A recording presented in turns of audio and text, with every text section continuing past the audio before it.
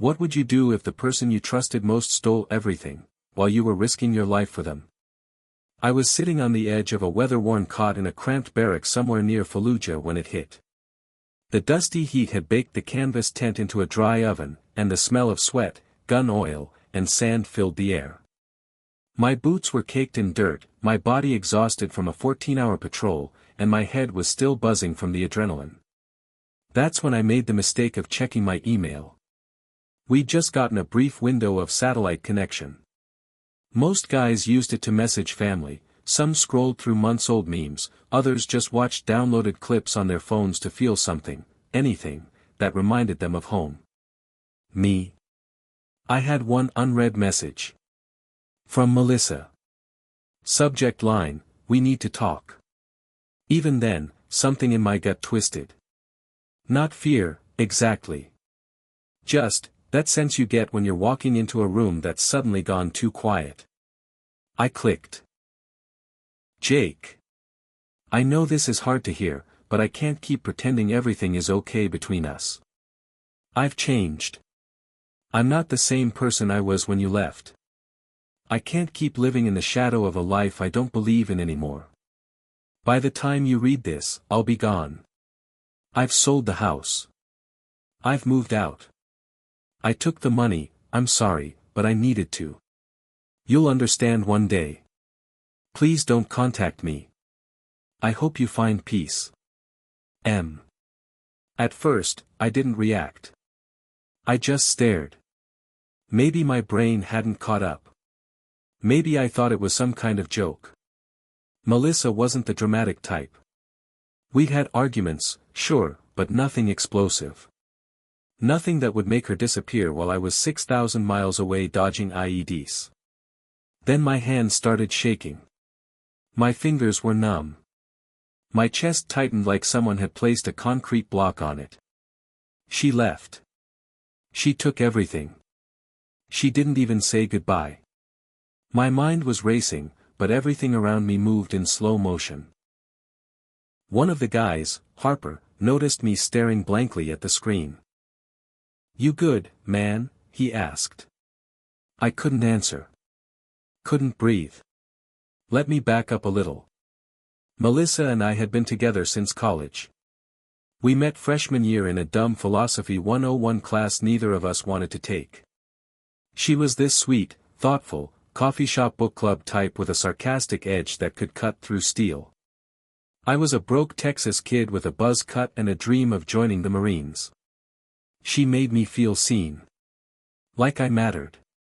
When I enlisted, she supported me. When I got deployed, she said she'd wait. And when we got married, it was one of those courthouse deals before my second tour, just us, 2 signatures, and a cheap silver ring that meant the world to me. We opened a joint bank account, put both our names on everything. She stayed back in San Diego while I was overseas. I sent her nearly every dollar I earned. For the house. For bills.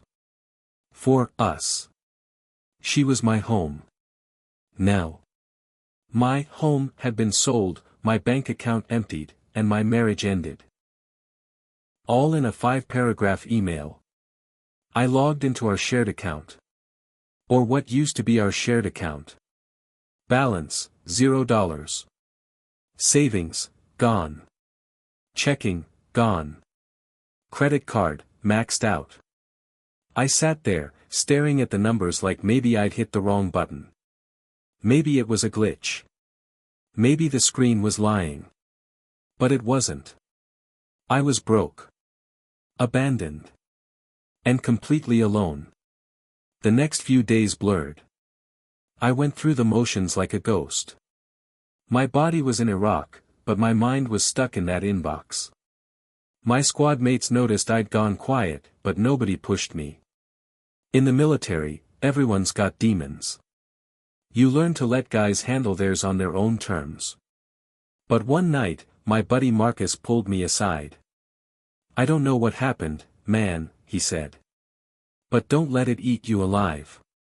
Whatever it is, you're still breathing. Still standing." I wanted to punch something. Or scream. Or curl up and disappear. But I nodded. Yeah, I lied. I'm fine. What I didn't tell Marcus, or anyone, was that I wasn't just hurt. I was humiliated. Melissa didn't just leave me. She emptied me out like I was a bank account she got tired of managing. And the worst part? She timed it. She waited until I was deep in the field. Until I couldn't fight back. Until there was no way for me to stop her or even confront her. She had the house. The money. My trust. My silence. But she didn't know one thing. She hadn't broken me. Not yet. Hit subscribe and leave a comment with where you're watching from. This story might just spark a new beginning. What's one thing that always pushes you forward, even when things get tough? Before the email. Before the war. Before everything fell apart, there was just me and her. Back when I thought love could fix anything.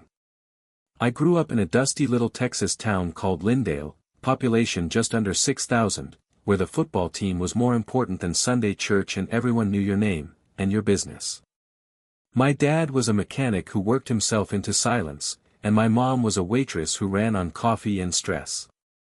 We didn't have much, but we had grit. My dad used to say, if you can't afford to dream big, you better learn how to work harder than anyone else. I think that's why I joined the Marines. It wasn't just about patriotism. Sure, I believed in service. But more than that, I needed a way out.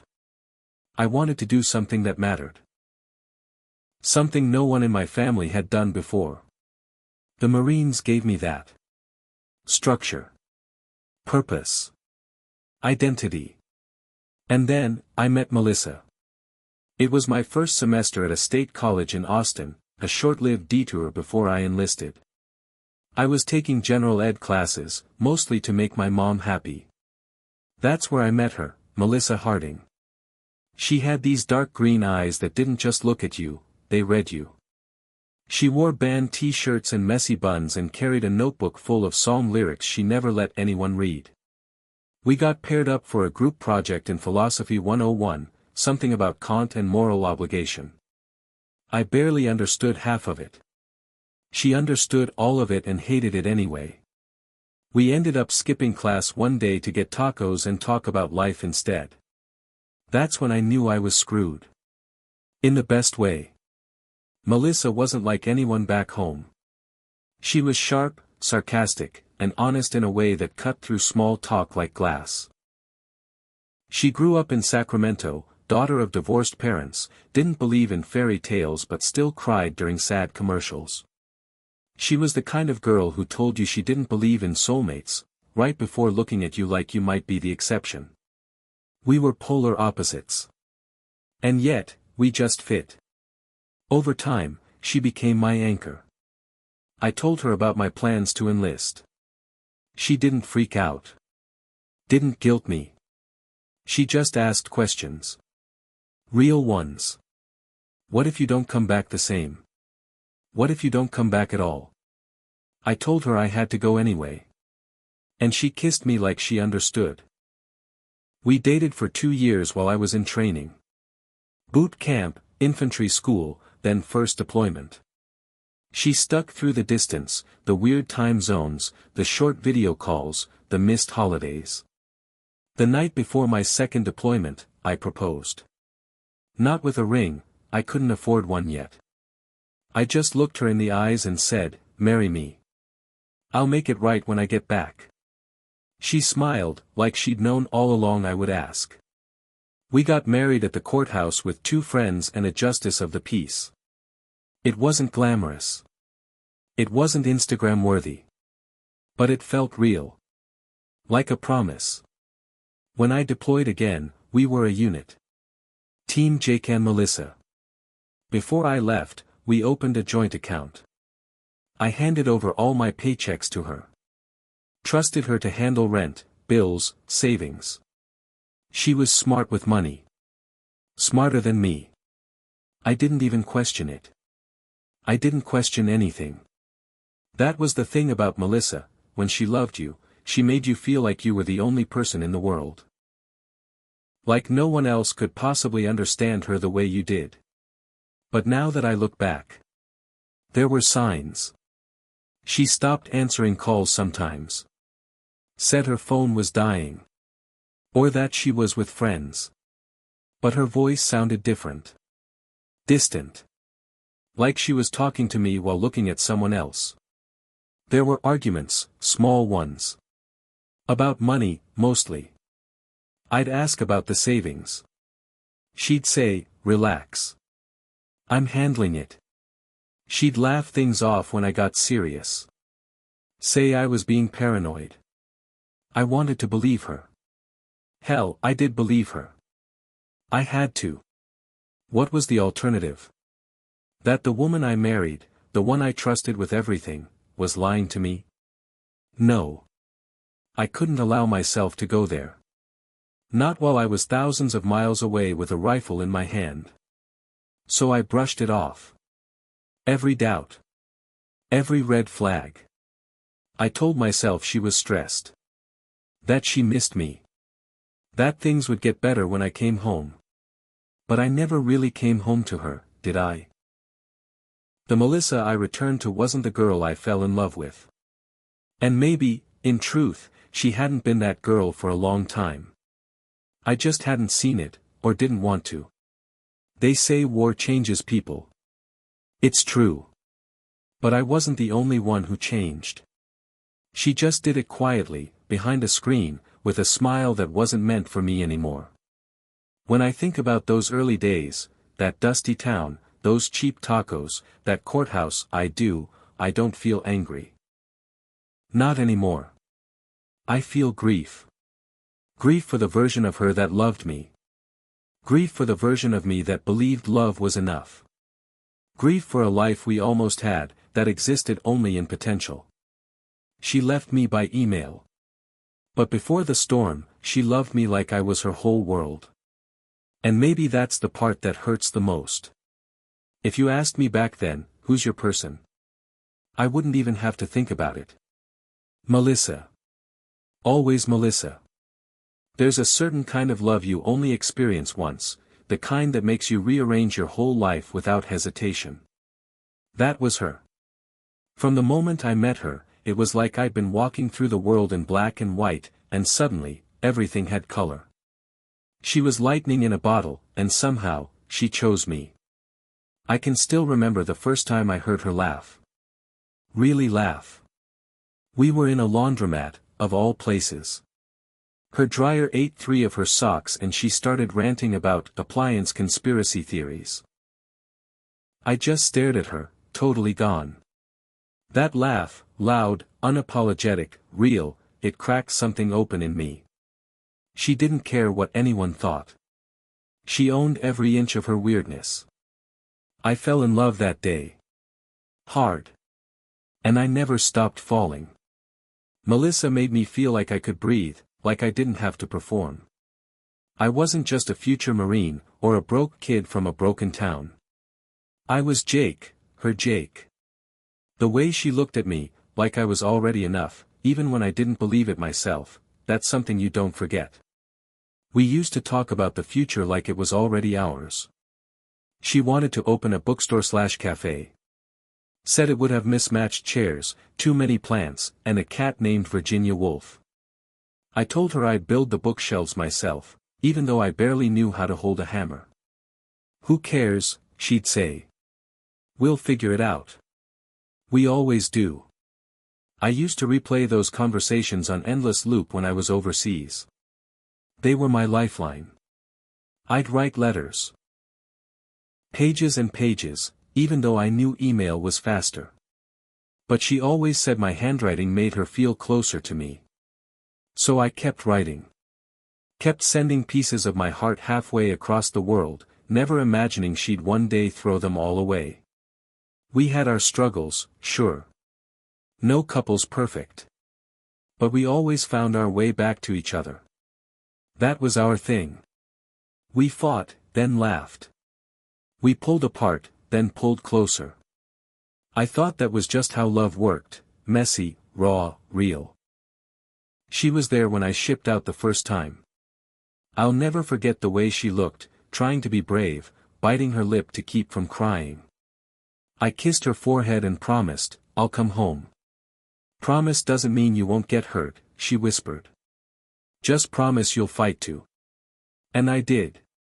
Every damn day. Not just for my country, but for her.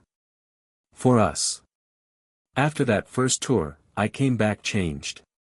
Quieter. Jumpy. Nights were the worst. The things you see out there, the things you smell, they don't leave you when you get off the plane. They follow you home and curl up beside your bed like a shadow you can't outrun. She tried to help. She really did. She'd sit with me during the night terrors, run her fingers through my hair while I gasped awake, sweating and shaking. "I'm here," she'd whisper. "You're safe now." And in those moments, I believed her. For a while, she was my calm. The only place I didn't feel like a walking weapon. She told me she was proud of me, that I was strong, brave, good. But that kind of love, the kind that holds a soldier together when he's coming apart, it takes its toll. And looking back, I can see the cracks forming long before the final break. Melissa started withdrawing after my second deployment orders came in. Not in big ways. Just, quieter. She smiled less. Touched me less. She stopped doodling in her notebook. Said she was tired. Stressed. I asked if it was me. If she wanted me to stay. She shook her head.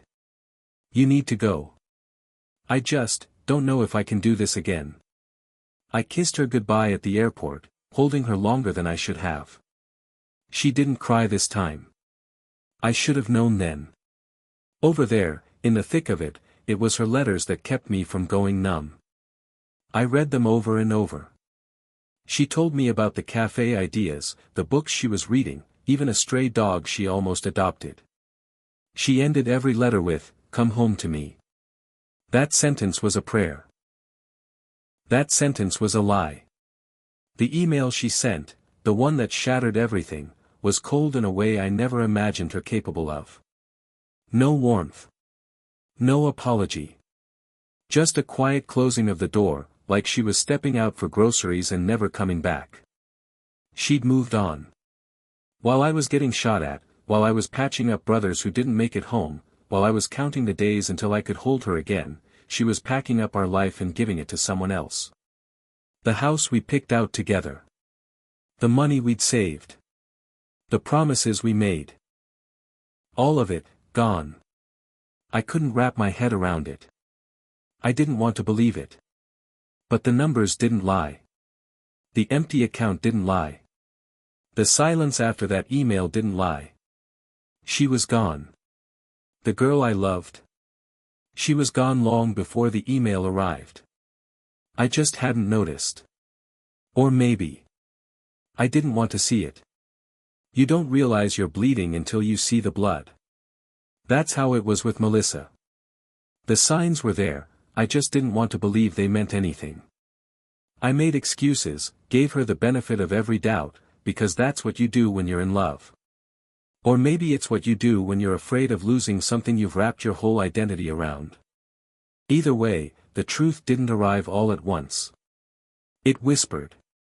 It crept in like a leak beneath a floorboard, silent, slow, and corrosive. The first time I felt it, we were FaceTiming from base.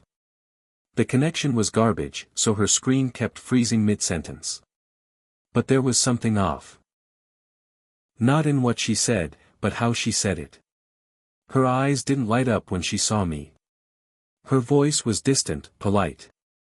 Like I was a coworker, not her husband. "Sorry, babe," she said, glancing to the side.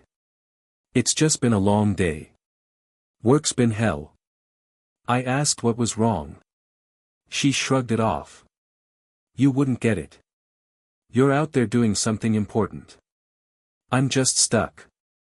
That stuck with me, not because of the words, but because of the resentment underneath them. Like my sacrifice had somehow become a weight she didn't want to carry anymore. Then there were the texts. Melissa used to text me paragraphs. Little updates about her day, what she cooked, random thoughts, a dumb meme she found. Toward the end, her replies were short. Dry. Delayed. Can't talk now. Busy. Later. One night, I messaged her 3 times over a span of hours. Nothing. I finally just typed, "Everything okay?" She replied 5 hours later. Yeah. Why wouldn't it be? No, I love you. No, miss you. Just a cold wall of words. But I told myself she was tired.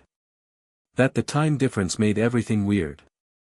That civilian life didn't stop just because I was out there living in sand and blood. I convinced myself of anything except the truth. I remember one specific call, about 2 months before the email. She was out of breath when she answered. I asked if I caught her at a bad time. No, it's fine, she said too quickly. Just got back from yoga. Only, she hated yoga. Said it made her feel like a sweaty pretzel with trust issues. Her words, not mine. I laughed. Since when do you do yoga? She paused. You're remembering wrong. I said I didn't like hot yoga. I let it go. But my gut tightened. Because she was lying. I knew it. But I didn't say anything. There were other things too, smaller things that added up like bricks on my chest. The credit card charges. One for a dinner bill at a steakhouse we'd never been to, for 2 people. The name on the bill didn't match anyone she'd mentioned. I asked her about it. She said it was a work thing. Company covered it, she said. Another charge. This one for a hotel stay, a one-night booking in a nearby city. I asked if she had gone on a trip. She hesitated. It was a friend's birthday. We had a girls' night. But you never mentioned it. It was last minute. You want me to tell you every time I go out now? No, I said. I didn't know. She went quiet. And I apologized. For asking. That's how upside down it had become. I used to believe trust was about believing someone wouldn't hurt you. Now I know it's about noticing when they already are, and doing something about it. But I didn't do anything. Because I didn't want to start a fight from a war zone. Because I thought she was just going through something. Because I thought if I just loved her harder, better, more, she'd come back to me. I didn't realize she was already gone. In one of our last real conversations, I asked her what she wanted us to do when I got home. There was a pause. Then she said, I don't know anymore. Not, I don't know yet. Not, let's figure it out together. Just. I don't know anymore. It was a sentence loaded with landmines, but I tiptoed right over them, pretending it was nothing. Because the truth is, I didn't want to know. I didn't want to see the cracks in the walls I had built my future inside. You hear stories. Guys getting cheated on. Wives running off with someone else while their husbands are overseas. They call it the "Dear John" curse. We joked about it in the barracks. Laughed it off. Said our girls were different. I believed mine was. Melissa wasn't just my wife. She was my best friend. My only safe space. The one who made me feel human when I came home bloody and broken. But love doesn't make someone stay. And trust doesn't guarantee loyalty. When I finally got that email, short, clinical, final, it didn't just break my heart. It made me question my memory. My choices. My worth. Was she always going to leave? Was I just too blind to see it? Or worse, did I hand her the keys to destroy me and thank her while she did it? I still think back to those small, red flags, the yoga class, the charges, the shorter texts, the way her voice lacked warmth. They weren't random. They were steps in a direction I refused to admit she was walking. She didn't betray me all at once. She eroded the truth slowly, like waves against rock, until one day I woke up and everything I thought was solid had vanished. They don't tell you how loud the silence gets when you're on patrol. It's not the gunfire that haunts you. It's the moments in between, the waiting. The long stretches of sun-baked quiet, where all you have is your thoughts, your weapon, and a prayer that today isn't the day something explodes under your feet. For most guys, silence meant scanning rooftops and alleyways. For me, it meant thinking about Melissa. Where was she? What was she doing? Was she okay? Was she mine? Deployment isn't just a physical challenge, it's emotional whiplash. One moment you're joking with your unit about the terrible coffee, the next you're patching up a buddy with a sucking chest wound and praying the medevac makes it in time. But through all of it, I kept my mind anchored to home. Home. Her. The plan we made. At least, I tried to. But as the months went on, things started to unravel. Not just out there in the field, inside me. I remember one day clearly. We were on a convoy outside Al-Fallujah. A simple route check. Nothing dramatic. At least, that's what we thought. An IED went off about 300 yards ahead, not close enough to injure us, but close enough to wake every nerve in your body. We dismounted, swept the area, followed protocol. Everything was textbook. But something inside me cracked. Later that night, I sat on a crate behind the barracks and stared at the dirt, trying to shake the sound out of my head. My hands wouldn't stop shaking. My chest felt like it was caving in.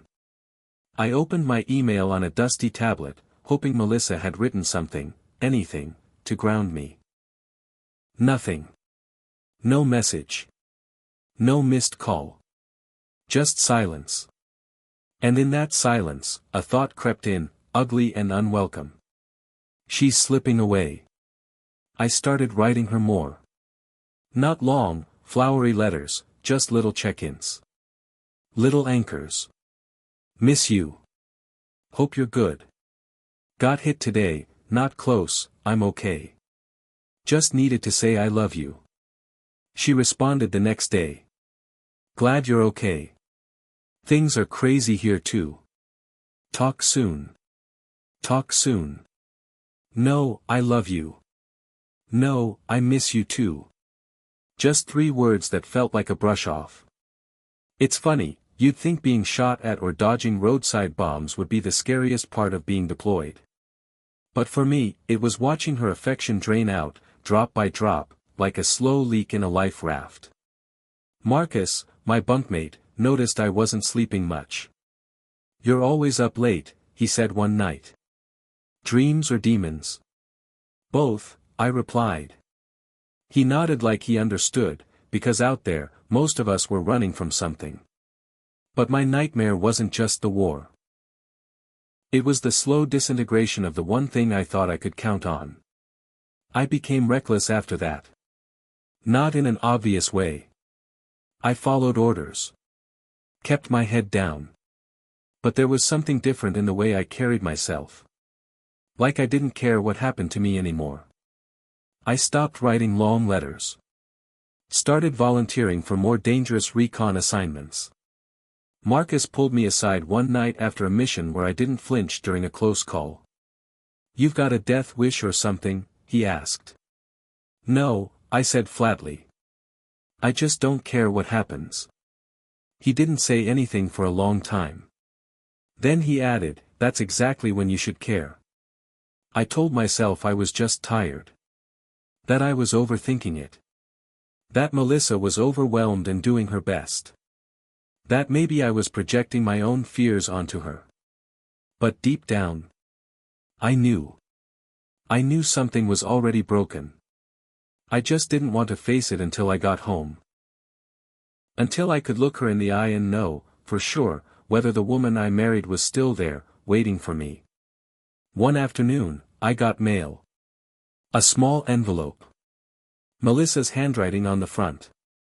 My heart nearly jumped out of my chest. I tore it open like a lifeline. It wasn't a letter. Just a photo. Her, smiling on a beach. Sunglasses on. Holding a margarita. No caption. Just that. Like a postcard from someone I didn't recognize anymore. The guys joked that I had it good, a pretty wife, stateside life waiting for me, a future. But what they didn't know was that I was coming home to a ghost. My boots were on the ground, but my heart had no landing zone. One night, I sat down and wrote her the longest letter I'd ever written. I poured everything into it, the fear, the doubt, the aching need to feel close to her again. I told her I missed her voice. That I couldn't keep walking through hell with nothing to hold on to. That if something had changed between us, I needed to know, now, because I couldn't afford to keep fighting a war abroad while losing one at home. I sent it. And waited. And waited. No reply. That was 3 weeks before the email came. I wasn't surprised when I read it. But that didn't make it hurt any less. War has a sound. It's not just bullets or bombs, it's the way silence rings in your ears afterward. The way your heartbeat sounds like a distant drum. The way you hear someone call your name and you're not sure if they're real or in your head. But nothing, not combat, not the screaming, not the death, ever hit me like that sound. The email notification. That soft little chime. One ping. That's all it took to detonate everything. It was just after chow. We were back at base, stripped out of our gear, the desert heat still clinging to our skin. I pulled out my tablet and connected to the janky Wi-Fi, expecting the usual spam, a form email from command, maybe a delayed birthday message. Instead, there it was. From melissa.harding89@gmail.com. Subject: We need to talk. I remember staring at that subject line for almost a full minute. My stomach dropped. I already knew.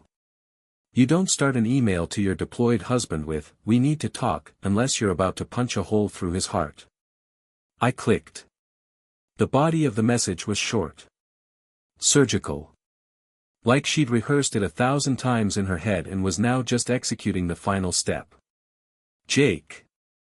I'm so sorry to do this in an email, but I didn't know how else to say it. I can't keep doing this. I've changed. You've changed. And we're just not the same people anymore. I've met someone. His name's Tyler. I didn't mean for it to happen, but it did. And I think we're really good together. I've moved out of the apartment.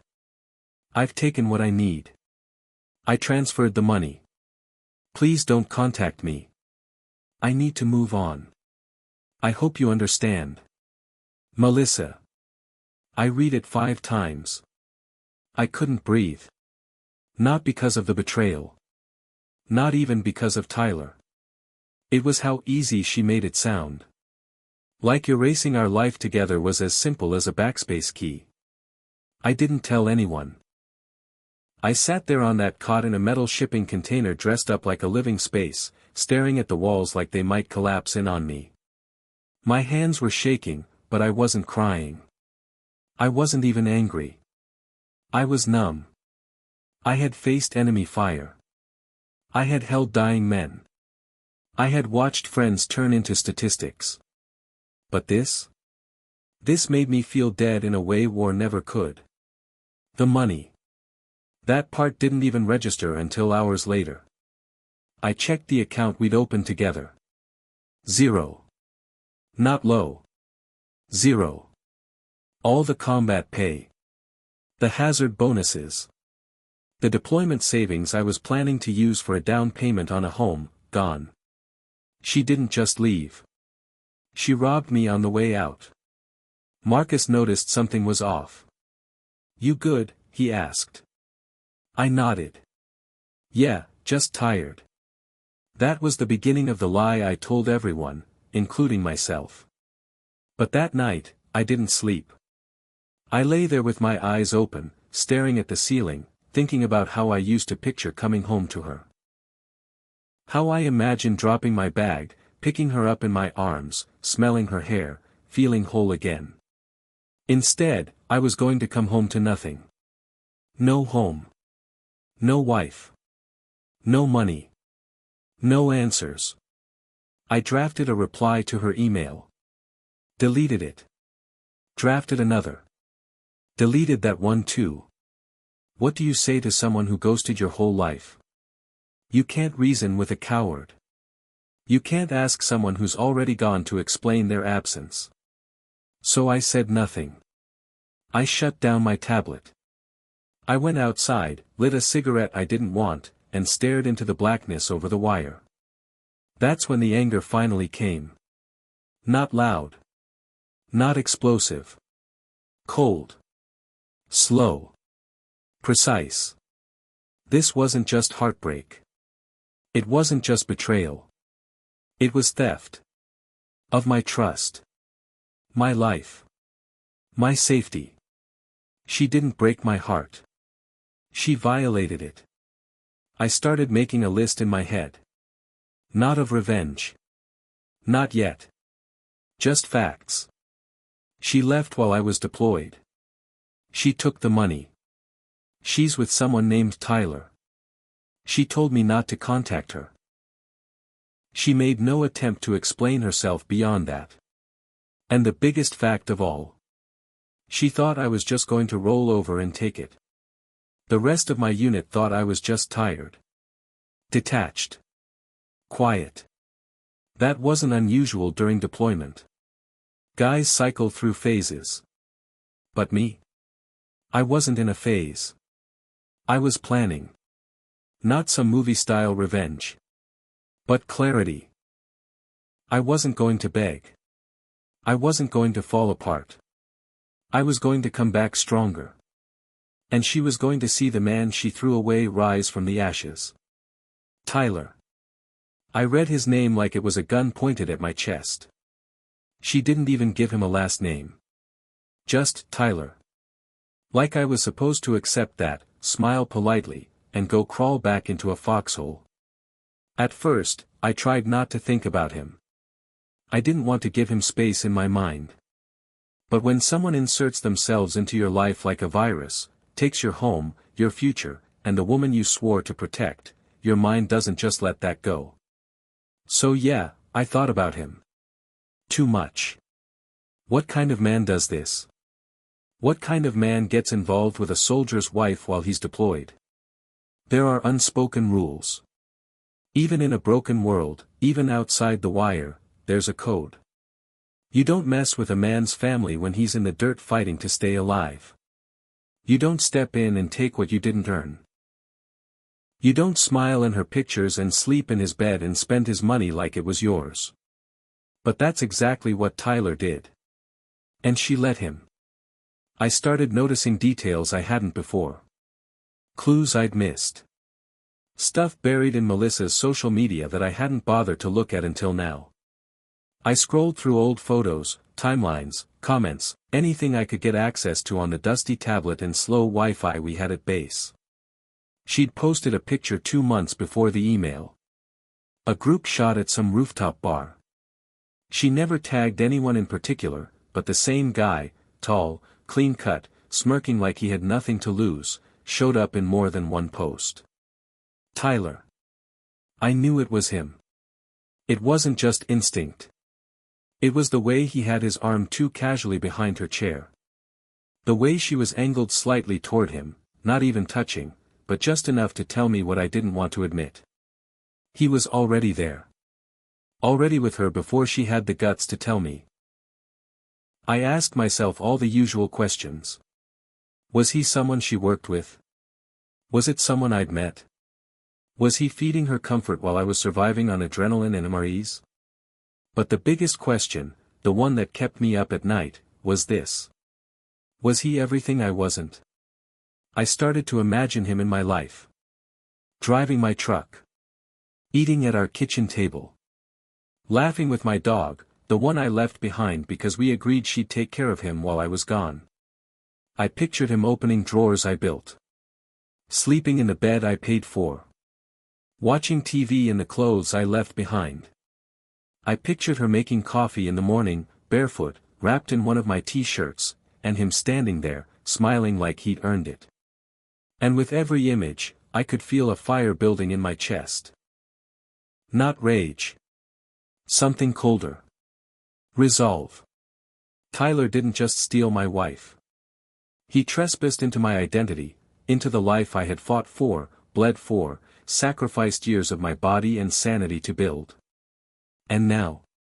Now he was wearing it like a borrowed suit. A few guys on base noticed my shift. I was sharper. Quieter. Focused in a way that wasn't healthy. I started pushing myself harder on drills. Extra patrols.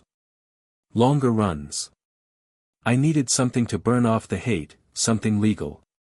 One night, Marcus pulled me aside again. You keep bottling this, man, it's gonna explode. I'm fine. No, you're faking fine. There's a difference. He was right. But I didn't say that. I just nodded and went back to cleaning my rifle, piece by piece. There's something about taking something apart and putting it back together that makes you feel like maybe you can be rebuilt too. I don't know exactly when the shift happened, but somewhere around week 6 post-email, the pain turned into fuel. I stopped asking, why would she do this to me? I started asking, what comes next? I wasn't going to let this define me. She thought I'd stay broken. He thought he could slide into my world and pretend it was his.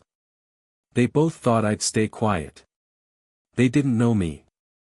Back home, people say karma takes care of things. Over here, karma wears combat boots. And sometimes, karma comes in the form of a man who survives hell and comes home with nothing left to lose. So, I made a decision. When I got home, I wasn't just going to move on. I was going to reclaim everything they stole. Not through violence. Not through revenge porn or rage texts or some stupid bar fight. No. I was going to rise. I was going to rebuild. And when they saw me, not broken, not begging, but thriving, they would realize they made the worst mistake of their lives. Because they didn't just leave me. They activated me. You know what nobody talks about? The moment your boots hit American soil and you realize. There's no one waiting. There was no welcome sign. No teary-eyed reunion. No Melissa. I walked off that plane into a crowd of families hugging, kids running to their dads, wives crying into their husbands' uniforms, and I was just there, standing with my duffel bag in a silence that stretched longer than any runway. She didn't even text. Didn't call. Didn't ask if I made it back alive. The apartment key was still on my key ring.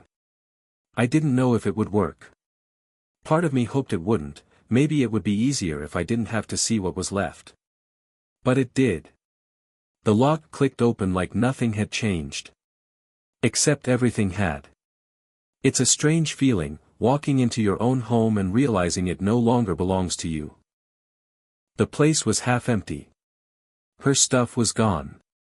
The couch we picked out together was still there, but the throw pillows? Gone. The wall art? Gone. Her smell? Gone.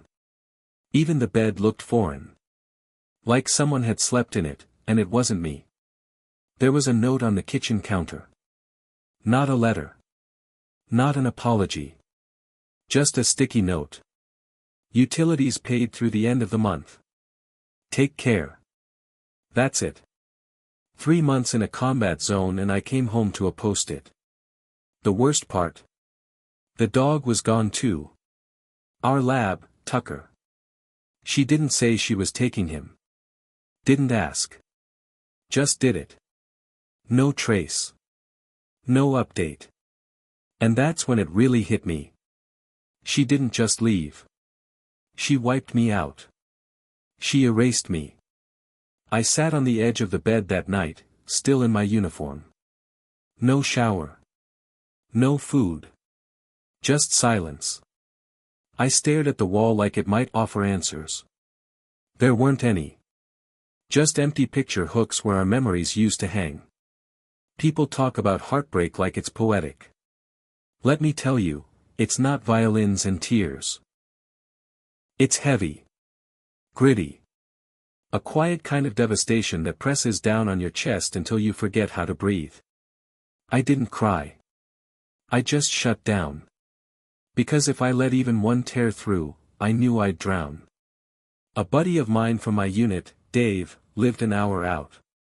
He called that first week. "You good?" he asked.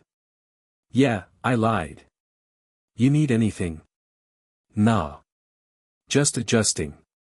But there's no adjusting to an empty life. You just survive it. I applied for a job the next week.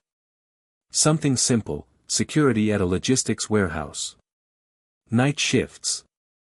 Nobody asking questions. Nobody expecting me to talk. I needed routine. Something to do with my hands. Something to stop the flood of memories every time I sat still. Every aisle I patrolled felt like a battlefield. My boots echoed through silence, but my mind screamed. Flashbacks. Not of war. Of her. Of him. One night, I found an old USB drive in the junk drawer. Plugged it into my laptop. Photos. Videos. All from before. Birthdays. Barbecues. Beach days. Melissa smiling at me like I was her whole world. The sound of her laughing in the background while I tried to grill burgers. I watched it on loop until my hands went numb. Then I deleted it. Every file. Gone. Not because I didn't care. But because I couldn't afford to carry her ghost around anymore. You think healing starts with peace. It doesn't. It starts with pain. And sometimes, you have to break all the way before you can rebuild. I started journaling. Not with flowery language, just raw, brutal honesty. Things I'd never say out loud. She left while I was risking my life. I gave her everything and she took even more. I'm not broken, I'm rebuilding. I will not be the victim of her choice. It wasn't for her. It was for me. Because I needed to feel again. To fight for something again. To remember I was still a man worth standing up for. People asked what happened. I didn't tell them the full truth. Just said the marriage didn't work out. Let them assume I was the problem. Because explaining the whole story, it wasn't worth the pity. But inside, I was burning. Not with revenge. With resolve. One afternoon, I got a Facebook message. From someone I didn't know. "Hey. I don't know if you remember me, but I used to work with Melissa. I thought you should know, you weren't crazy. She was with Tyler for months before she told you. Everyone knew. She used to brag about how she'd leveled up. Sorry, man. Just thought you deserved the truth. Leveled up. That was the word that snapped something in me. She didn't just leave. She thought she won. She thought I'd disappear quietly. She thought he was an upgrade. She thought I'd stay small. She had no idea what was coming. There's a strange kind of clarity that comes when you hit rock bottom. Most people say it's hard to see the light when you're in the dark. But I found that when you're down there, deep in it, the darkness becomes familiar. You get used to it. You start to navigate with your other senses. You stop waiting for the light to show you the way. You just start moving. I didn't have a plan at first. It wasn't some grand strategy where I said, I'm going to rebuild my life in 30 days. I wasn't setting goals like some motivational speaker. I was just trying to survive. One foot in front of the other. Just enough to keep from sinking. But eventually, the darkness felt less like a trap and more like a blank canvas. That's when I realized, I had to create something new. I signed up for a gym, started lifting weights like my life depended on it. I hadn't been into fitness much before, at least not for the sake of fitness. But now, lifting wasn't just about building muscle. It was about building me. I wasn't lifting just for the burn. I was lifting for the reminder that I could still take control. I could still fight. And every drop of sweat I shed, every muscle I pushed through exhaustion, was a small victory. Every rep was a brick in the wall of the new life I was building. At the gym, I met Dave again. He'd been calling me every few days to check in. He was the kind of guy who didn't need to ask questions to know something was off. But when I saw him at the gym, lifting with a kind of ease that made me jealous, I knew it was time for the first real conversation I'd had in months. "Good to see you," he said, wiping his face with a towel. I nodded, offering him a slight smile. "Yeah, been keeping busy." "Aha. Busy staying pissed, I take it." I laughed, though it was hollow. "You could say that." "You know," Dave said, walking over to the bench press, "sometimes getting angry at everything just isn't enough. You've got to find something else to fight for. Not just to get through the day, but to move forward." I'd been hearing it from everyone. Friends. Family. Strangers. The same message, over and over again. You've got to move on. But the thing about that advice is, it's always been easier said than done. Moving on didn't mean forgetting. Moving on didn't mean pretending it didn't hurt. Moving on meant building something stronger out of the pieces you had left. I didn't tell Dave what had really happened. He didn't need to know the whole story, and honestly, I wasn't ready to tell it. But the gym? It was my therapy. It was the only place I felt like I was in control, like I could fight back against the mess I'd been handed. And every drop of sweat became a step toward something better. I also started reading again. Not the military stuff, not manuals or tactical training, books. I hadn't touched a novel since before the deployment. But now, in this quiet, raw space, books became a lifeline. I devoured stories of men who overcame hardships. Stories of personal transformation. Stories of people who had to claw their way out of darkness. It was in those pages that I found something I hadn't expected, hope. Not in the form of some unrealistic fairy tale, but real, gritty, human hope. I read about people who didn't just get over their pain. They used it to grow. To push forward. To become stronger than they were before. Work was the next step. I took on more hours at the warehouse. It wasn't glamorous, but it didn't have to be. I didn't need validation anymore. I needed stability. And it came in the form of long shifts, repetitive tasks, and a paycheck that felt earned. But it wasn't just the work. It was the people. I started talking more to the guys I worked with. Not about my life, not about what happened, just about life in general. There's something about working with your hands, about putting in honest labor, that strips away the layers of pretense. You're all just human in the dirt. And that's where I started to feel like myself again. Then came the hardest part. The one I didn't want to face. The apartment. It wasn't just an apartment anymore. It was a tomb of what could have been. A reminder of everything I'd lost.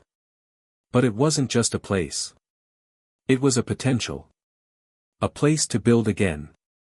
A fresh start. I didn't want to move out. But I also couldn't stay there, letting the memories drown me. So, I sold some of the furniture. The couch. The dresser. The bed that I once hoped we'd spend our life in together. I packed up everything that felt like her, photos, letters, anything that could pull me back into the hole. It was an exorcism. I gave myself permission to stop waiting for her to return. To stop hoping for a life that was never going to come back.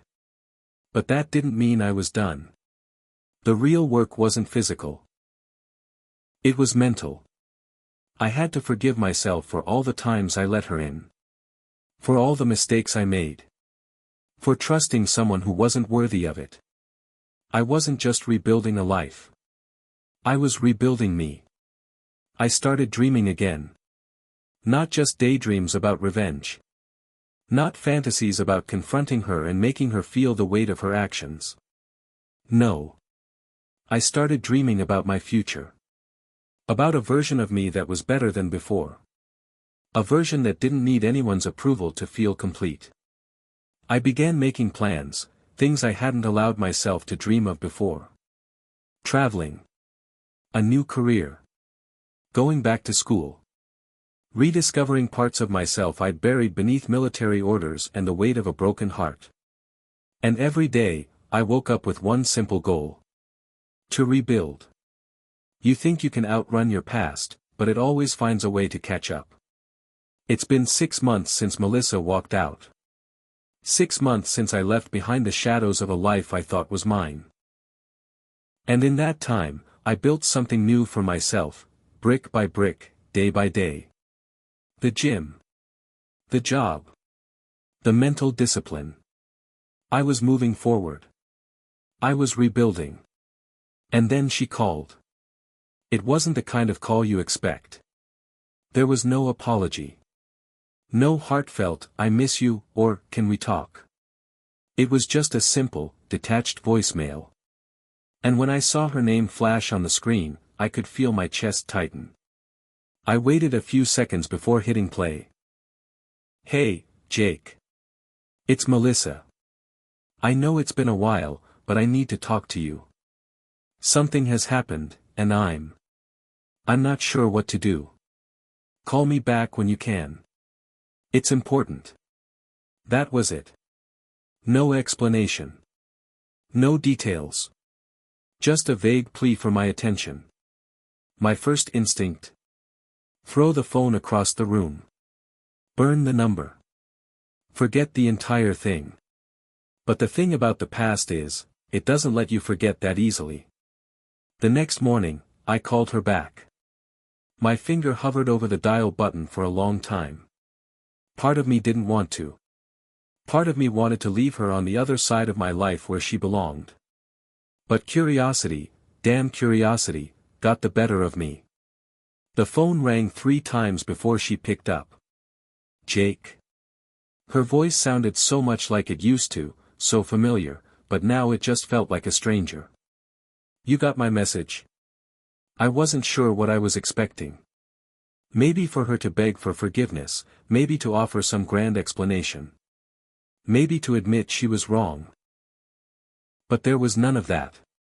"I got it," I said, keeping my voice steady. "What's going on, Melissa?" There was a pause, a crackling hesitation on the other end. And then she spoke, but it wasn't what I thought she would say. "Jake. I don't know how to say this, but I think I made a huge mistake. I didn't handle things the way I should have. You didn't deserve any of it." She let out a shaky breath. "I don't expect you to forgive me, but I need your help. I'm in trouble." "Help?" The words hung in the air like a slap to the face. After everything she'd done, after abandoning me without a second thought, now she needed my help. I felt a sharp edge of anger cut through me. I wasn't sure what to say.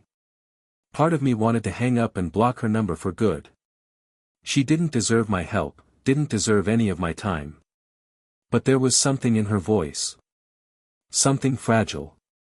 And I hated myself for admitting it, but a small part of me, just a small part, still cared about what happened to her. "What kind of trouble are you in?" I asked, trying to keep my tone neutral. I didn't know who else to turn to," she said, the words tumbling out. "It's Tyler. He's changed, Jake. He's been threatening me. I'm scared." It was like a punch to the gut. I had known there was something wrong when I'd learned about Tyler, her new boyfriend, the one she'd left me for, but hearing this, it was something else entirely. Tyler. The man she chose over me. The man who she thought was going to make everything better. And now he was threatening her. I couldn't believe it. I wanted to scream, to tell her how selfish and stupid she was, to ask her how she could throw me away for someone like him. But all I could say was, "What exactly is going on? Why do you think he's threatening you?" I don't know how to explain it. He's been different. Aggressive. He won't let me leave. He says he's not going to let me ruin his life. Jake, I'm scared. I don't know what to do. I closed my eyes for a moment, breathing through the flood of emotions in my chest. Anger, confusion, pity, and a strange sense of duty. Part of me was furious. Furious that she had abandoned me for this man, that she had destroyed everything we had. But another part of me, the part that still remembered how she used to laugh at my bad jokes and hold my hand at night, felt like I couldn't leave her hanging. Not like this. "Okay," I said, finally. "Tell me where you are. I'll come help." There was a long pause on the other end of the line, and for a second, I wondered if she would hang up. But then, finally, her voice cracked, "Thank you, Jake. I knew I could count on you." I didn't know what the hell I was doing. I had no reason to help her. No obligation. I should have walked away. But in that moment, the sense of duty I had as her husband, the one I had vowed to protect her, love her, no matter what, pushed me forward. I didn't know what was coming next. I didn't know how this story was going to end. But I knew one thing. The past I had buried was coming to life again. And this time, it was going to be my terms. Hit subscribe and leave a comment with where you're watching from. This story might just spark a new beginning. What's one thing that always pushes you forward, even when things get tough? You don't realize how deep a wound is until you pick at it. I thought I had let go of Melissa. I really did. I'd spent months rebuilding my life, every part of me determined to leave the past behind. But when her voice came through the phone, shaky and pleading, all the progress I'd made felt like it didn't matter. The wound reopened with every word she said. And now I was on my way to confront it. I drove to the apartment complex she'd moved into with Tyler. She'd given me the address over the phone, no hesitation, no apology for how she had left. I guess I should have expected that. After all, she wasn't the same person I remembered. She was asking for my help now, but she hadn't changed. I pulled into the parking lot and sat there for a moment. The weight of it all pressed down on me, the betrayal, the anger, the confusion. What the hell was I even doing here? I wasn't the man I used to be. Not anymore. But as much as I tried to convince myself that I didn't owe her anything, there was a part of me that still wanted to protect her. That part, the one that had loved her unconditionally for so long, was still alive, lurking beneath the layers of hurt and resentment. I shut off the engine and got out of the car, my footsteps echoing in the empty lot as I made my way to her building. Melissa's apartment was on the second floor, at the end of a long, quiet hallway. I knocked once, and then twice, before the door finally opened. She stood there in front of me, looking smaller than I remembered. Her hair was longer, her face pale, and there were dark circles under her eyes. She looked like she hadn't slept in days, like she hadn't taken care of herself. For a moment, I felt that familiar pull in my chest, the instinct to protect her, to take care of her. But then I saw the hesitation in her eyes. She didn't deserve my protection. She hadn't deserved any of it. "Jake, you came," she said softly, almost as if she couldn't believe it. I nodded, arms crossed. "I'm here. Now tell me what's going on." Melissa's gaze flickered past me, and I followed her eyes to the man standing just behind her. He was tall, muscular, with dark tattoos covering his arms. He was leaning against the doorframe, arms crossed, eyes narrowed as if he were sizing me up. Tyler. The guy who had taken my place. The tension in the room was immediate. I could feel it in the pit of my stomach, that sharp edge of resentment, as Tyler's eyes locked onto mine. There was no warmth in them, no apology. Just a cold, defensive stare. "Who the hell is this?" he asked, his voice low and aggressive. I didn't say anything at first. Part of me wanted to turn and walk away. Leave her to deal with her mess. But then I remembered what she had said, she was scared of him. And that twisted something inside me. "Jake," Melissa whispered, stepping in front of Tyler as if trying to shield him from me. "Please, don't. Don't." I couldn't keep the anger out of my voice. "You're asking me not to question the man who's been threatening you. After everything you've done to me, now you want me to just sit here and play nice?" Melissa's face softened, but she didn't move. "Tyler, he's different now." I didn't know. I didn't realize how much things had changed. "Really?" I scoffed, looking at Tyler. "Didn't realize? Or did you just want a way out of your own mess?" Tyler stepped forward then, putting himself between me and Melissa, his chest puffing out like a peacock trying to show its feathers. "You got a problem with me, man?" he challenged, his voice dripping with hostility. "Yeah, I've got a problem with you," I said, my tone colder now. "You're the one who replaced me, the one who left her hanging when it mattered most." "Don't talk about her like that," Tyler growled, his fists clenched at his sides. "You don't know anything about me." "Oh, I know plenty," I retorted, taking a step closer, not backing down. "I know you're the kind of guy who'll play nice until things get too real. And when they do, you'll turn into the very thing she's afraid of." Tyler's face twisted into a sneer. "You really think I'm that kind of guy, huh?" I didn't have time for his bravado. Melissa needed to hear the truth, even if it hurt. I'm here because she asked for help. Not because I want to fix things. She doesn't deserve to be scared in her own damn home. You made her feel like that, Tyler. And that's on you. The silence between us felt suffocating, the tension building like a storm ready to break. I could feel my blood pounding in my ears, my heart racing in my chest, but I didn't flinch. I wasn't going to back down this time. Finally, Melissa spoke, her voice shaking but firm. "I didn't know it would go this far. I never thought he'd do this, Jake. I didn't know how to get out." I could see the vulnerability in her eyes, the cracks in her walls. She was broken. She was scared. But I wasn't going to fix her anymore. I couldn't. I took a deep breath and stepped back, turning to look at her. "I'm not your savior anymore, Melissa. I'm not here to fix what you broke.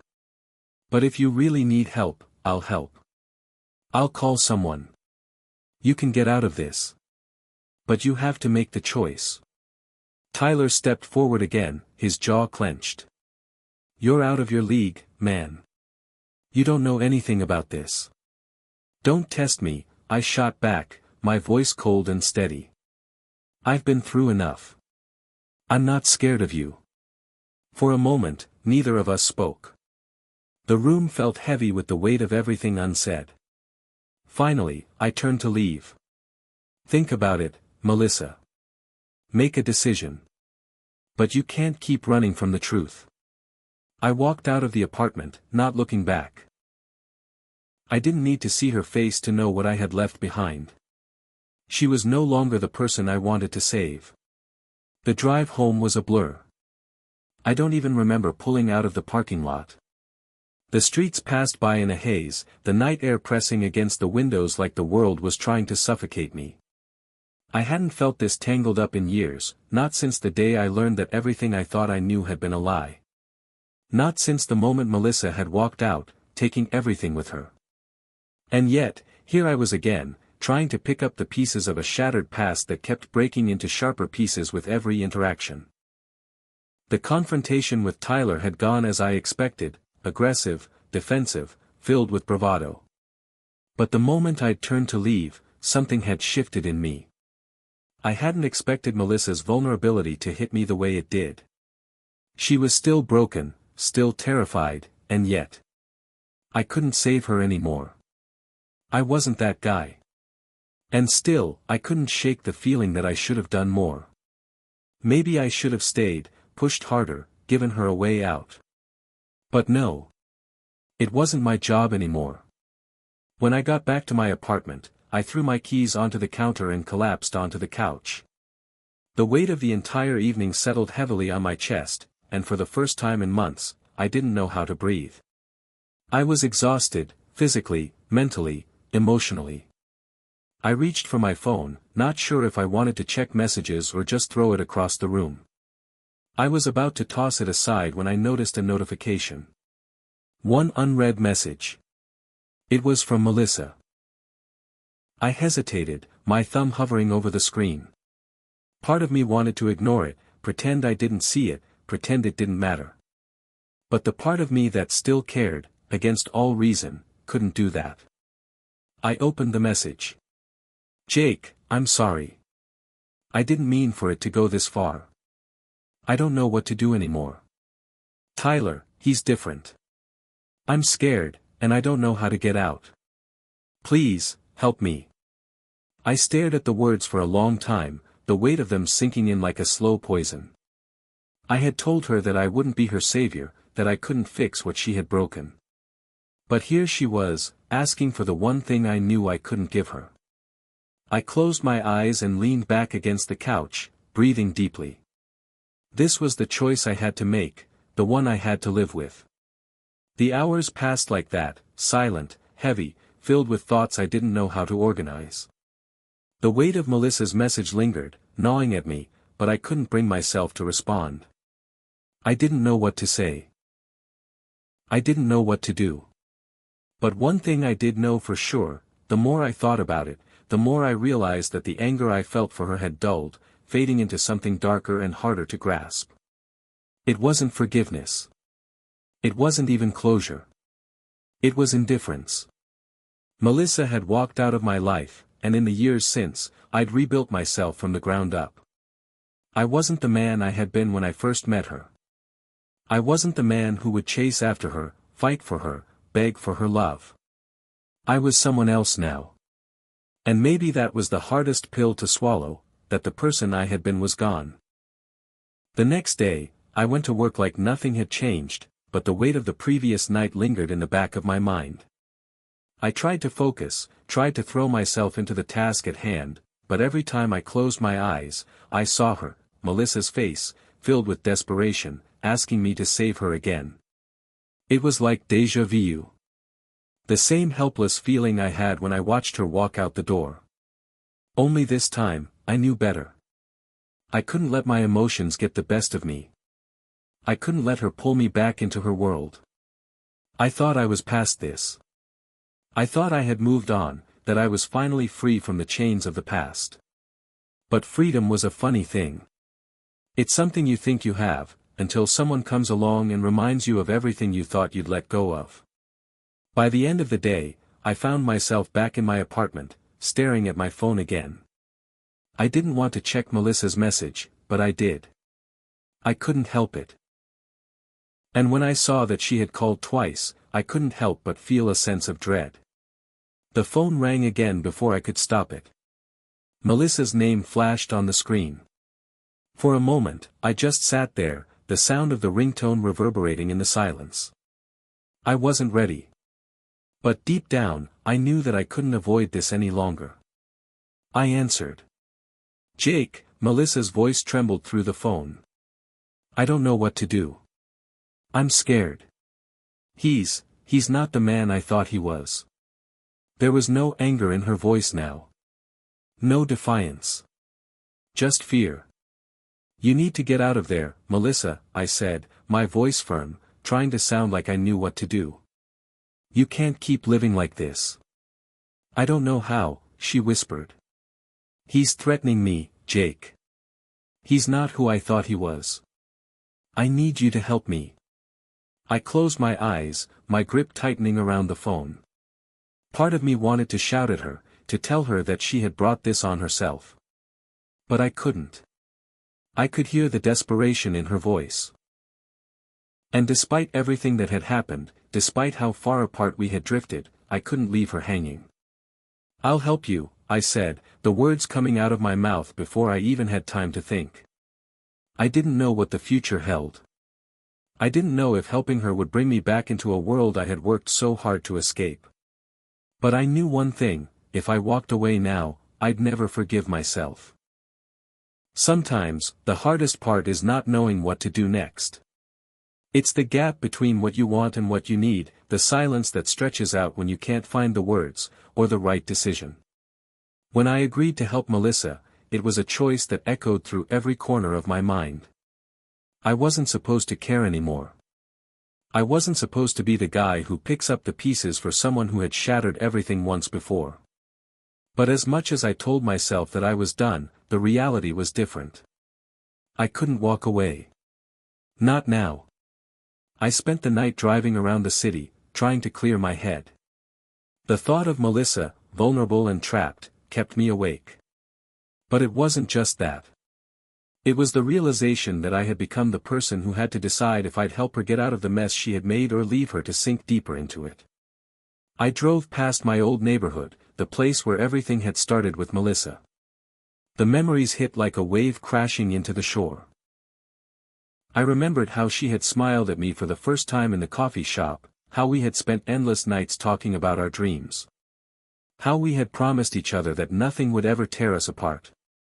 That was the lie, wasn't it? The next morning, I met Melissa in a coffee shop downtown. She had insisted on meeting in a public place, probably so she didn't feel trapped, and maybe to give herself some kind of safety. I respected that. But I could see the weight in her eyes. The fear. She looked different, fragile, almost. Her usual confident demeanor was gone, replaced by a woman who had lost her way.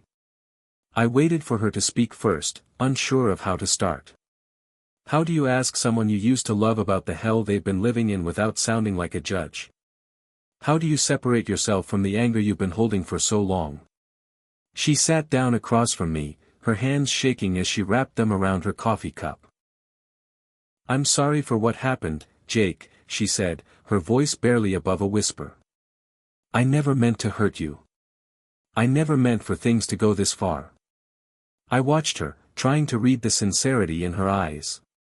The woman in front of me wasn't the same one who had walked away, leaving me with nothing but unanswered questions.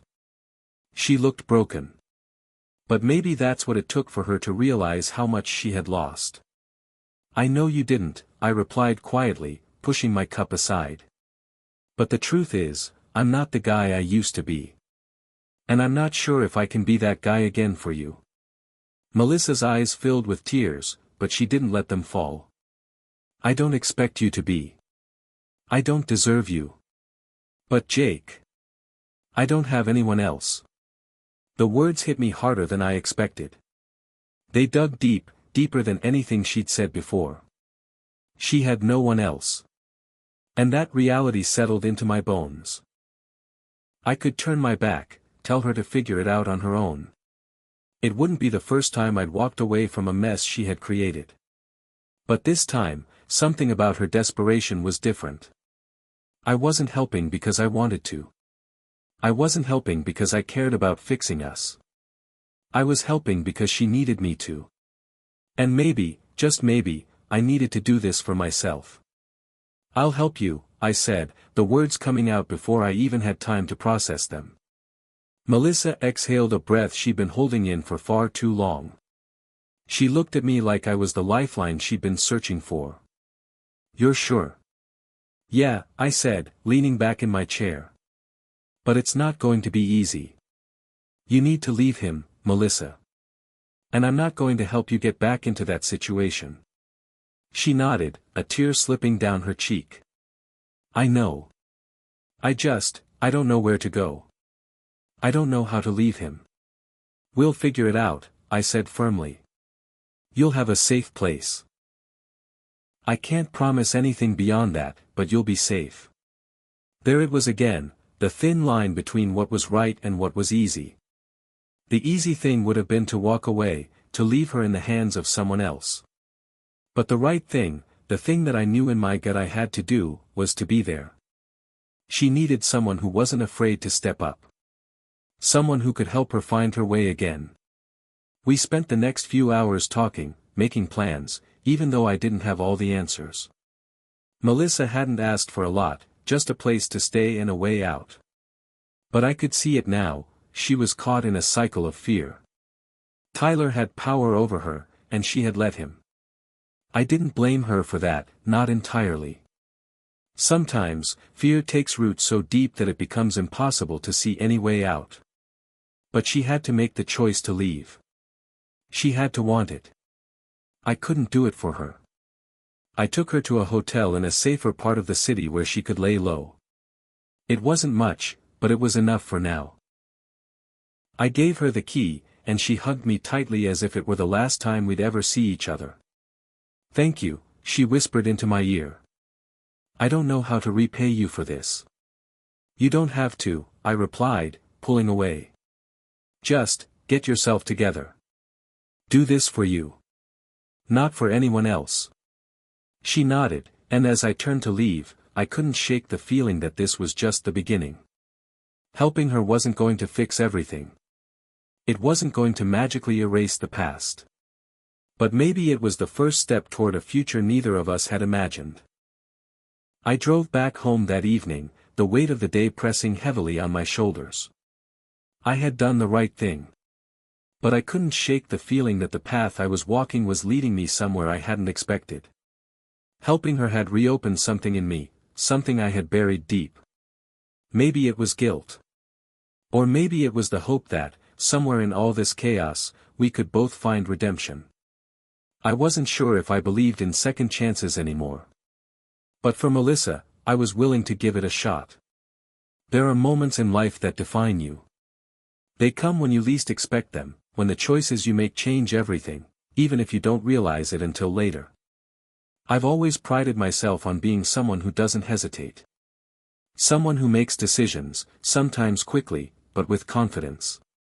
But lately, I've found myself questioning everything. The choices I've made with Melissa, the path I've walked since she left, they've all led to this moment. The moment where everything hinges on what comes next. The reality of what I'd done hit me the next day. I had helped her. I had taken her in, given her a safe place to stay. But that was just the beginning, wasn't it? The decision to help Melissa wasn't a simple one, and it wasn't just about her anymore. It was about me, too. I had always told myself that I was done with her. Done with the past. But helping her had opened up something I hadn't been prepared for, a part of me that was still tied to her. No matter how hard I tried to cut that part off, it was still there, pulling at me, reminding me of the life we'd once shared. The life that, no matter how many years had passed, still lingered like an echo. The next few days were a blur of phone calls, texts, and arranging things behind the scenes. I found myself checking in on Melissa more often than I wanted to admit, making sure she was okay. Part of me told myself that I was doing this because it was the right thing. That I was just helping a person in need. But deep down, I knew it wasn't just that. I wanted to know that she was safe. I wanted to know that she was okay, even if she had walked away from me once and shattered everything in the process. The problem was, I didn't know if I could keep doing this. One afternoon, I drove to the hotel where Melissa was staying. I hadn't heard from her in a couple of days, and something about the silence was gnawing at me. I knew she needed space. But I also knew that if she didn't take this seriously, if she didn't leave Tyler for good, she might find herself back in that toxic cycle again. I parked outside the hotel, staring at the front entrance. I wasn't sure what I expected to find, but I knew I couldn't keep living in this limbo. I needed answers. I walked inside, the cold air from the air conditioning making the place feel sterile and lifeless. The lobby was quiet, and I approached the front desk. "Hi, I'm here to see Melissa Daniels," I said, trying to keep my voice steady. The receptionist glanced up from her computer screen and nodded. "She's in room 208. I thanked her and made my way down the hallway, the sound of my footsteps echoing in the empty space. I didn't know what I was walking into, maybe it was the look in her eyes that would tell me everything. Maybe it was the way she'd react when she saw me. When I reached the door, I knocked softly. Melissa? I said, my voice a little more uncertain than I meant it to be. There was a long pause before the door creaked open. She stood there, her face pale, her eyes tired but still guarded. Jake, she said, her voice barely audible. I didn't expect you. I know, I replied, offering a tight smile. I just wanted to check in. Make sure you're okay. She hesitated before stepping aside and letting me in. I'm fine, she said quickly, but I could hear the tremble in her voice. Just trying to figure things out. I stepped into the room, glancing around. The space was small, modest, a far cry from the luxury I knew she was used to. The contrast made me feel even more unsettled. This wasn't the life she'd imagined for herself. It was the life she had to settle for now, because of her choices. Because of everything she had allowed to happen. I sat down at the small table, not sure where to begin. Have you talked to him? I asked, getting straight to the point. She shook her head, sitting across from me. No. And I don't plan to. But I don't know what's next, Jake. I can't keep living like this. But I don't know if I'm strong enough to just walk away from it all. I understood. I got it more than she could know. Walking away from something toxic was never easy, especially when it was all you knew for so long. But I couldn't pretend that I didn't see the damage Tyler was causing. I couldn't pretend that I wasn't watching her slip further into a dangerous situation. You're stronger than you think, I said, my voice soft but firm. But you have to make the choice. No one can make it for you, Melissa. Not me. Not anyone. She looked at me, her eyes brimming with tears that she refused to let fall. I don't know where to go from here. I don't even know who I am anymore. It was the same thing I had said to myself once. When everything felt like it was falling apart, when I didn't recognize the person I was anymore, I had to rebuild. It was the only way to survive. But she wasn't ready to rebuild yet. She was still clinging to the wreckage. You don't have to know everything right now, I said, standing up and walking over to her. You just need to start somewhere. And that's why I'm here. I'm not asking you to fix everything today. But you can't keep pretending like nothing's wrong. Her voice broke then, and for the first time in a long time, I saw her vulnerability. I'm scared, Jake. I know, I said, my voice softening. But you're not alone in this anymore. The silence that followed was heavy, filled with all the unspoken words we'd both been avoiding for years. I wasn't the same man I had been when we first met. She wasn't the same woman. But maybe, just maybe, we could both find a way to move forward, apart, together, or however it had to be. The decision was hers. But I wasn't going anywhere. There comes a time in every difficult situation when you hit the point where you either break or fight. The place where the pressure becomes unbearable and the choice between running or standing still feels like the only thing that matters. That's where I was with Melissa. That's where we both were. She'd been in the hotel for a few days now. I'd seen her, checked in on her, and made sure she was safe, but the air between us was heavy, suffocating. There were no more empty words. No more pretending that everything was fine. The cracks were showing, and neither of us could ignore them anymore. The truth was, I had been trying to convince myself that this was the right thing to do, helping her.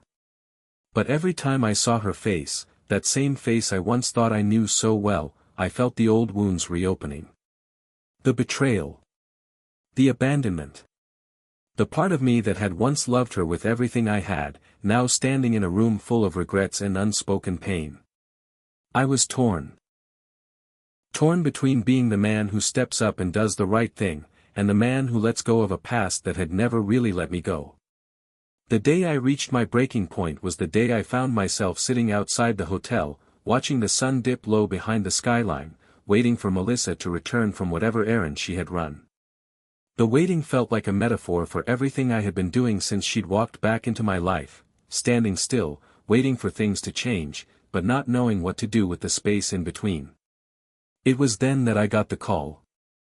The one I had been dreading. "Jake," Melissa's voice crackled on the other end of the line. "I need you to come here, now. It's Tyler. He's found me." My stomach dropped. I knew this moment was coming. I'd known it from the moment she had told me everything.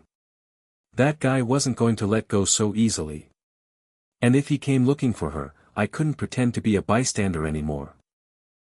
"I'm on my way," I said, hanging up without another word. My hands shook as I grabbed my keys and rushed to the car. The drive to the hotel felt like it took an eternity. My mind raced with all the worst-case scenarios, but I tried to keep myself focused. I had to be the one who didn't panic. I had to be the one who didn't let the fear take control. When I reached the hotel, I parked in front, not even bothering to grab my phone. I needed to find her, needed to make sure she was okay. I couldn't lose her again, not after everything we'd been through. But there was something else, something that gnawed at me. I couldn't keep doing this. I couldn't keep sacrificing my own peace just to pull her out of the fire every time she fell back in. I found Melissa in the parking lot, standing near the entrance, her face pale and her eyes wide with fear.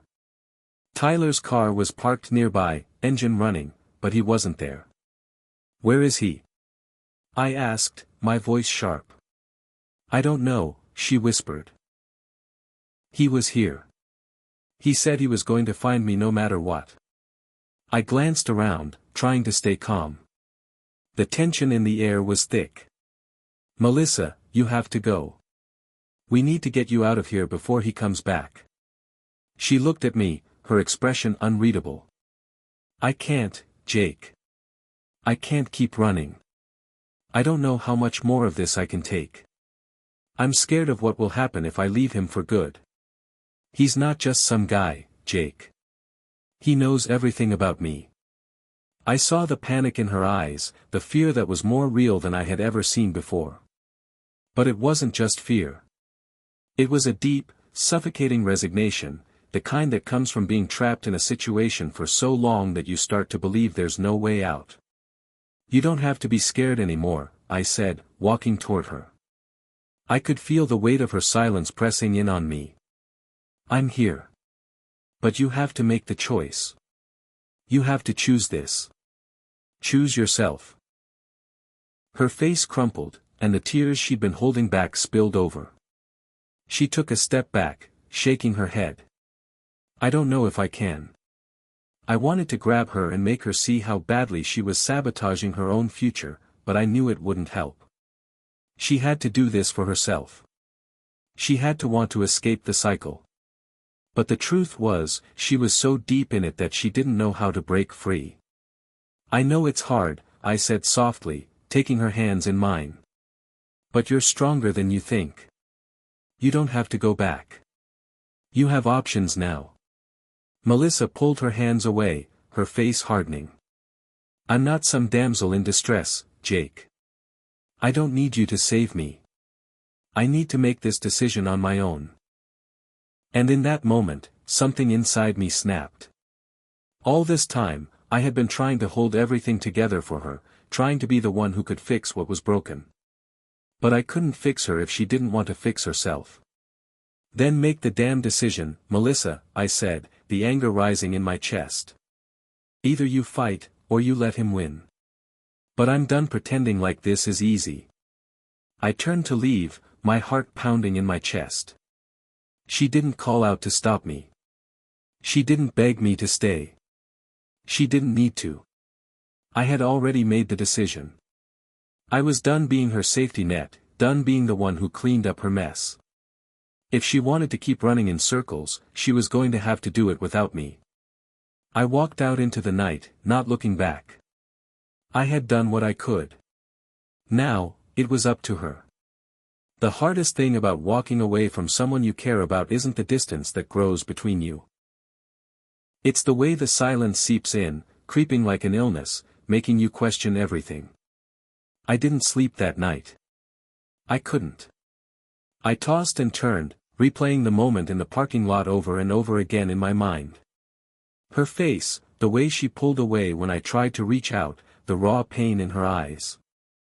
I told myself I'd done the right thing. I told myself she needed to find her strength on her own, that I couldn't keep being the one to fix everything for her. But deep down, I knew I wasn't as sure as I tried to convince myself. Because walking away from someone like Melissa wasn't as simple as it seemed. And in the quiet of the night, I realized just how heavy the burden of that choice had become. The next morning, I went about my day mechanically, work, calls, errands, anything to distract myself from the nagging feeling that wouldn't go away. I had expected Melissa to reach out, maybe to apologize, to explain herself. But the phone stayed silent. The texts I sent remained unanswered. I thought that maybe, just maybe, she would understand why I had to be so hard on her. But then came the message that shattered everything I had tried to convince myself of. I'm going back to him. I stared at the screen, the words blurred by the sudden heat rising in my chest. I should have felt relief. I should have been glad that she was making her own decision, standing up for herself. But all I felt was a strange, crushing emptiness. It was the worst thing she could have said. For the next few days, I tried to stay away. I didn't want to be the one to chase her anymore. I didn't want to be the one to show up at her door, begging her to stay away from him. I had done what I could. She had made her choice, and now it was her life to live, not mine. But the reality of what that meant hit me harder than I had anticipated. I ran into her at the grocery store.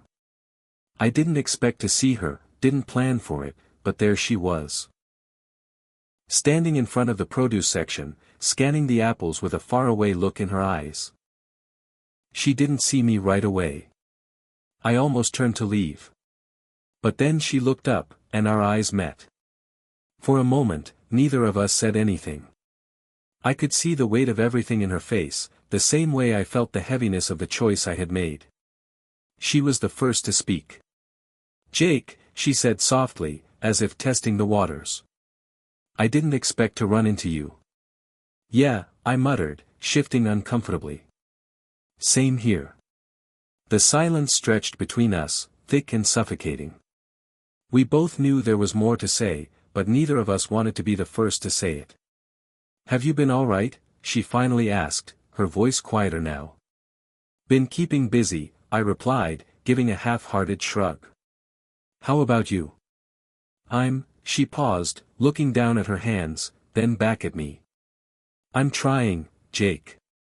I'm really trying." I nodded, even though I wasn't sure I believed her. The pain in her eyes said otherwise. She wasn't trying nearly as hard as she thought she was. "And Tyler?" I asked, trying to keep my voice even. I didn't want to know, but I did. It was the question I had been avoiding. She bit her lip. "I don't know. I don't know what to say anymore. He's different when it's just the two of us. He's sorry. He says he's going to change. And I want to believe him. I do." I felt the sting of those words, like a punch to the gut. She was still making excuses. Still holding on to something that was never going to change. "You can't keep doing this, Melissa," I said, the words coming out sharper than I intended. "You can't keep letting him pull you back. You've already seen what he's capable of. This isn't love. It's a trap." Her eyes welled with tears, but she didn't let them fall. "You don't understand. I'm scared, Jake.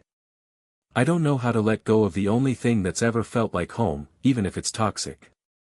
"Is that what you think this is? Home?" I stepped closer, trying to keep the anger in check. "Because that's not home. That's a prison." She flinched at my words, but I couldn't stop now. I had to say it. I had to make her see. "I've been there too, Melissa," I said, my voice softer now. "I've been stuck in that place where you're convinced you can't survive without someone, but it's just a lie. You can survive.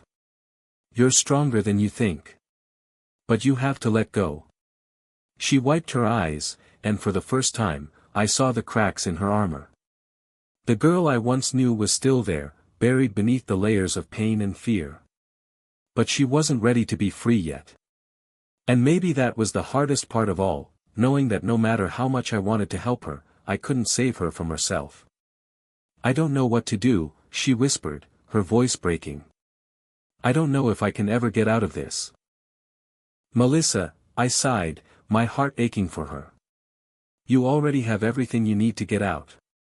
You just have to decide it's time. I can't do it for you. Her eyes locked onto mine, and in that moment, I saw something flicker in her, something I hadn't seen in a long time. Hope. But it was faint, fragile. And I knew that hope wasn't enough to save her if she didn't believe in it too. I have to go, she said, pulling herself together. I'll figure it out, Jake. I promise. She turned and walked away without another word. And I knew, deep down, that this wasn't over. But I didn't know if that was a good thing or not. The days that followed were a blur.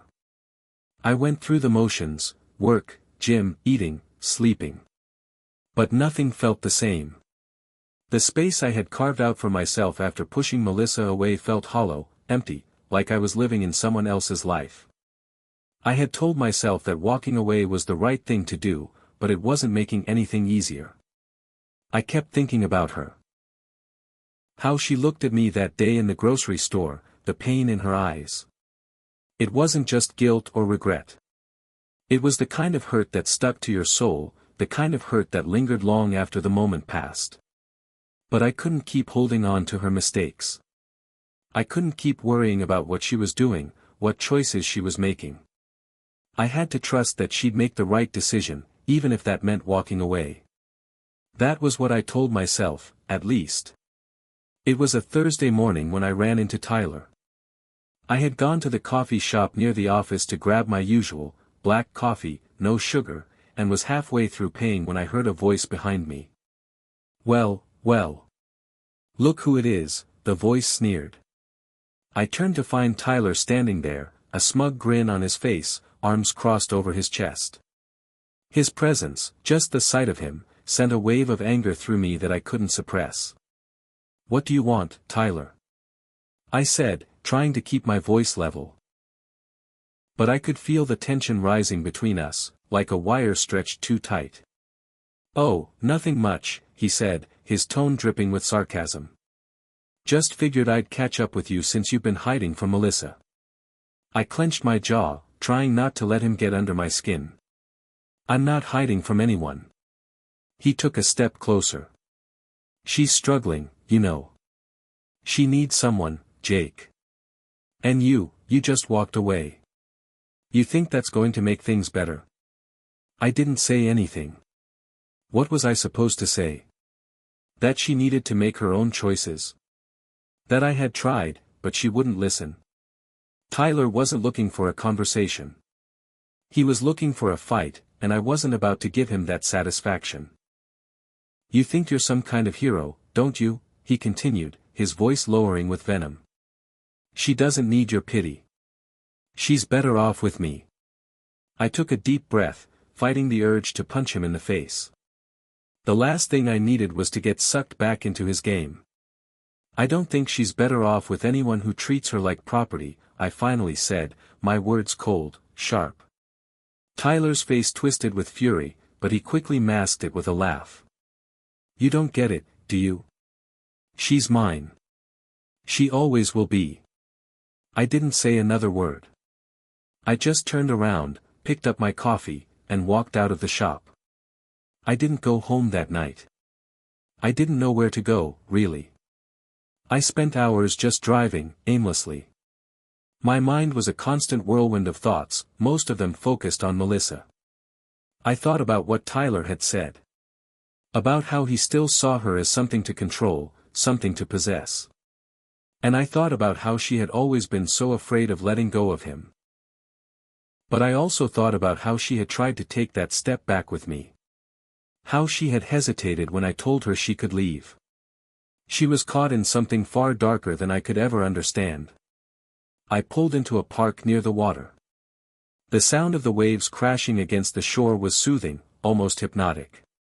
The city lights twinkled in the distance, but everything around me felt still, frozen in time. I leaned against the car and closed my eyes, letting the cool air wash over me. I was still angry, still frustrated by everything that had happened. But I couldn't deny it any longer.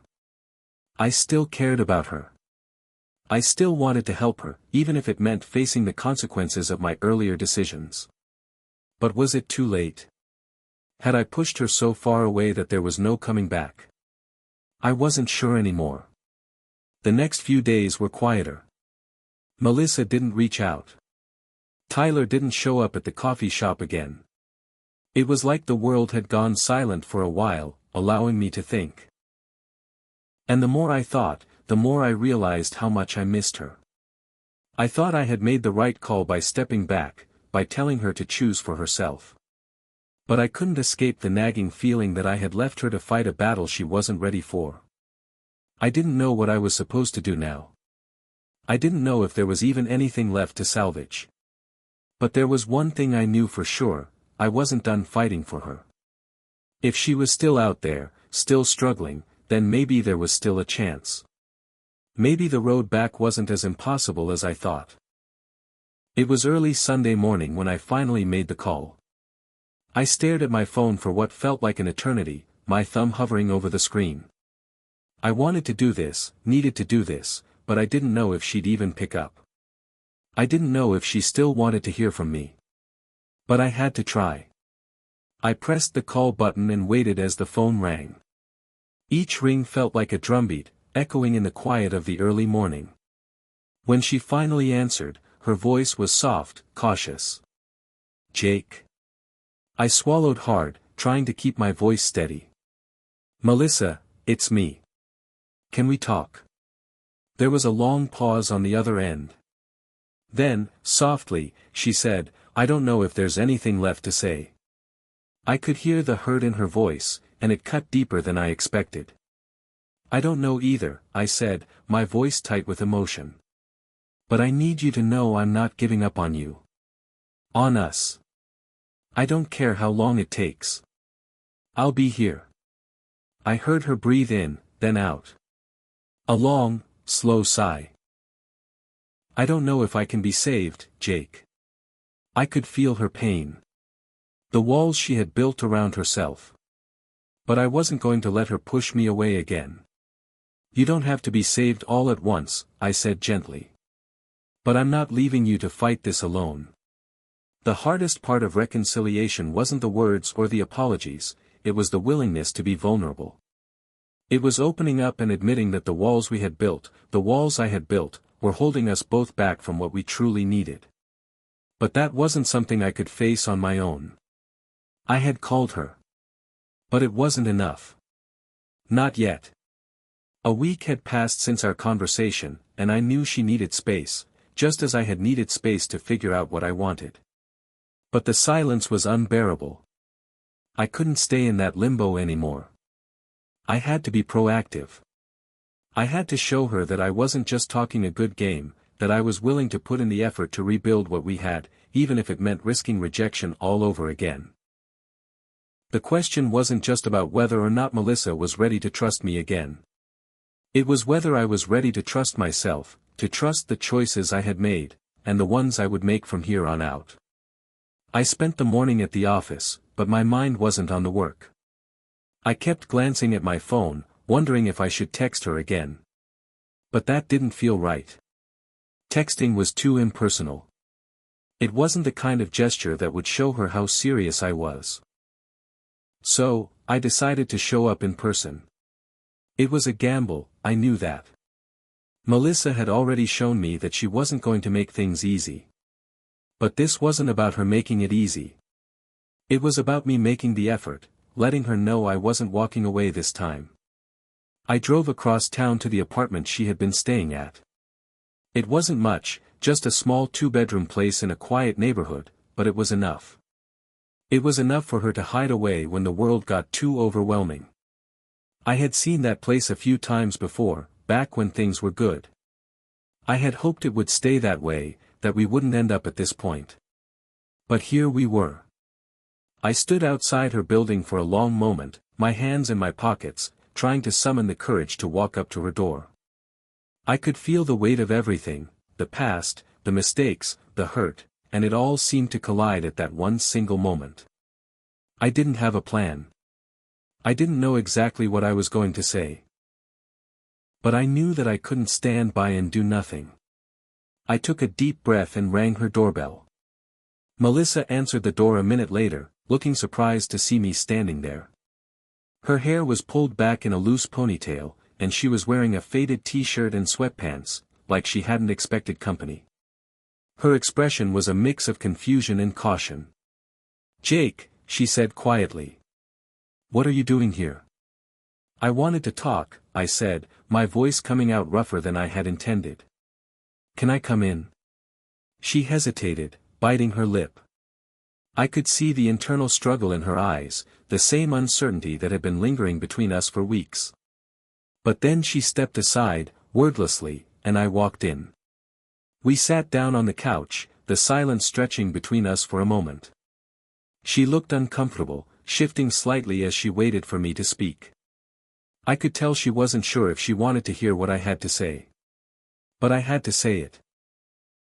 "Melissa," I began, choosing my words carefully. "I've been thinking a lot about everything. About what happened between us, and why I walked away. I know I made it harder for you than it needed to be. And I'm sorry for that." She blinked, looking down at her hands, her posture stiff. "Jake, I don't know if we can just go back to where we were. I don't think it works like that." "I don't expect us to go back to where we were," I said, shaking my head. "I'm not asking you to just pick up where we left off. But I want to be here for you. I want to try again, slowly, step by step, if you're willing to give it a chance." Her eyes flickered to mine, and for a moment, I saw something soft behind the walls she had built. I saw the vulnerability I had been waiting for. "I don't know if I can trust you again, Jake," she said, her voice barely above a whisper. "You pushed me away when I needed you the most. I know. And I'll never be able to take back the way I hurt you. But I've learned something," I said, my voice steady now. "I've learned that walking away was the easy choice. Facing the truth, being here for you, no matter how hard it gets, that's what I should have done from the start." Her lips trembled slightly, and she looked away. "I don't know if I can trust myself, Jake. I've made so many mistakes. I've hurt you, too." "You don't have to be perfect, Melissa," I said, my heart aching at the raw honesty in her voice. "None of us are. But we can try. Together." She took a long breath and looked at me, her expression softening. "I'm scared," she admitted, her voice fragile. "Scared that I'll let you down again. Scared that I'll mess up and it will be too late." "It's not too late," I said firmly. "But only if we're willing to try.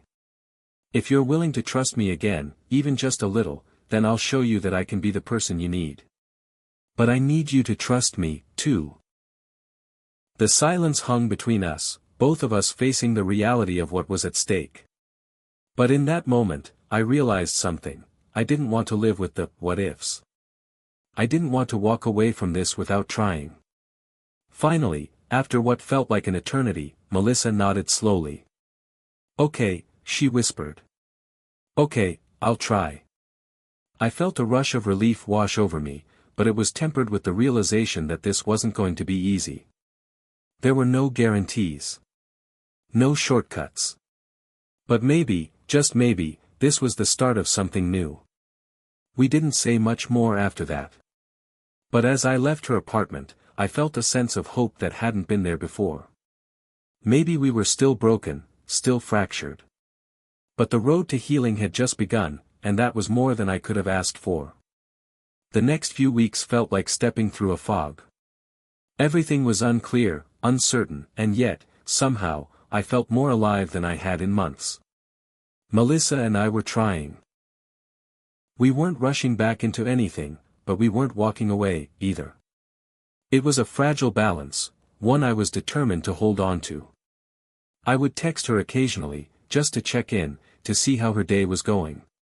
Nothing too heavy, just simple, mundane things. I didn't want to overwhelm her. I didn't want to push her back into a place she wasn't ready to go. And yet, every conversation felt like a small victory. I met her at a park one Saturday afternoon, a place where we used to go to talk and unwind. The sun was starting to dip low in the sky, casting a soft golden hue over everything. The air was warm, the kind of warmth that reminded me of better times, of when everything had seemed simpler. Melissa was sitting on a bench when I arrived, her legs crossed beneath her, her hands resting on her lap. When she saw me approaching, she stood up and gave me a small, tentative smile. "Hey," she said, her voice soft, almost uncertain. "Hey," I replied, stepping closer. "I hope I'm not interrupting anything." "No, not at all. I was just enjoying the quiet," she said, glancing around the park. "It's been nice, actually. Just being able to think." I nodded, trying to keep the conversation light. "I get that. I've been doing a lot of thinking, too." We sat down on the bench, a comfortable silence settling between us. It wasn't awkward, it was the kind of quiet that came from two people who were still figuring out where they stood, but who were willing to take the time to find out. "How's work?" she asked after a while, looking at me with those familiar, soft eyes. "Busy, as usual. But manageable," I said, offering a small smile. "And you?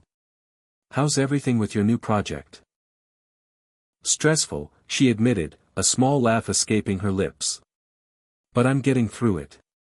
I think I'm starting to enjoy it, actually. It's a change of pace from everything else." I could tell she was being cautious, testing the waters.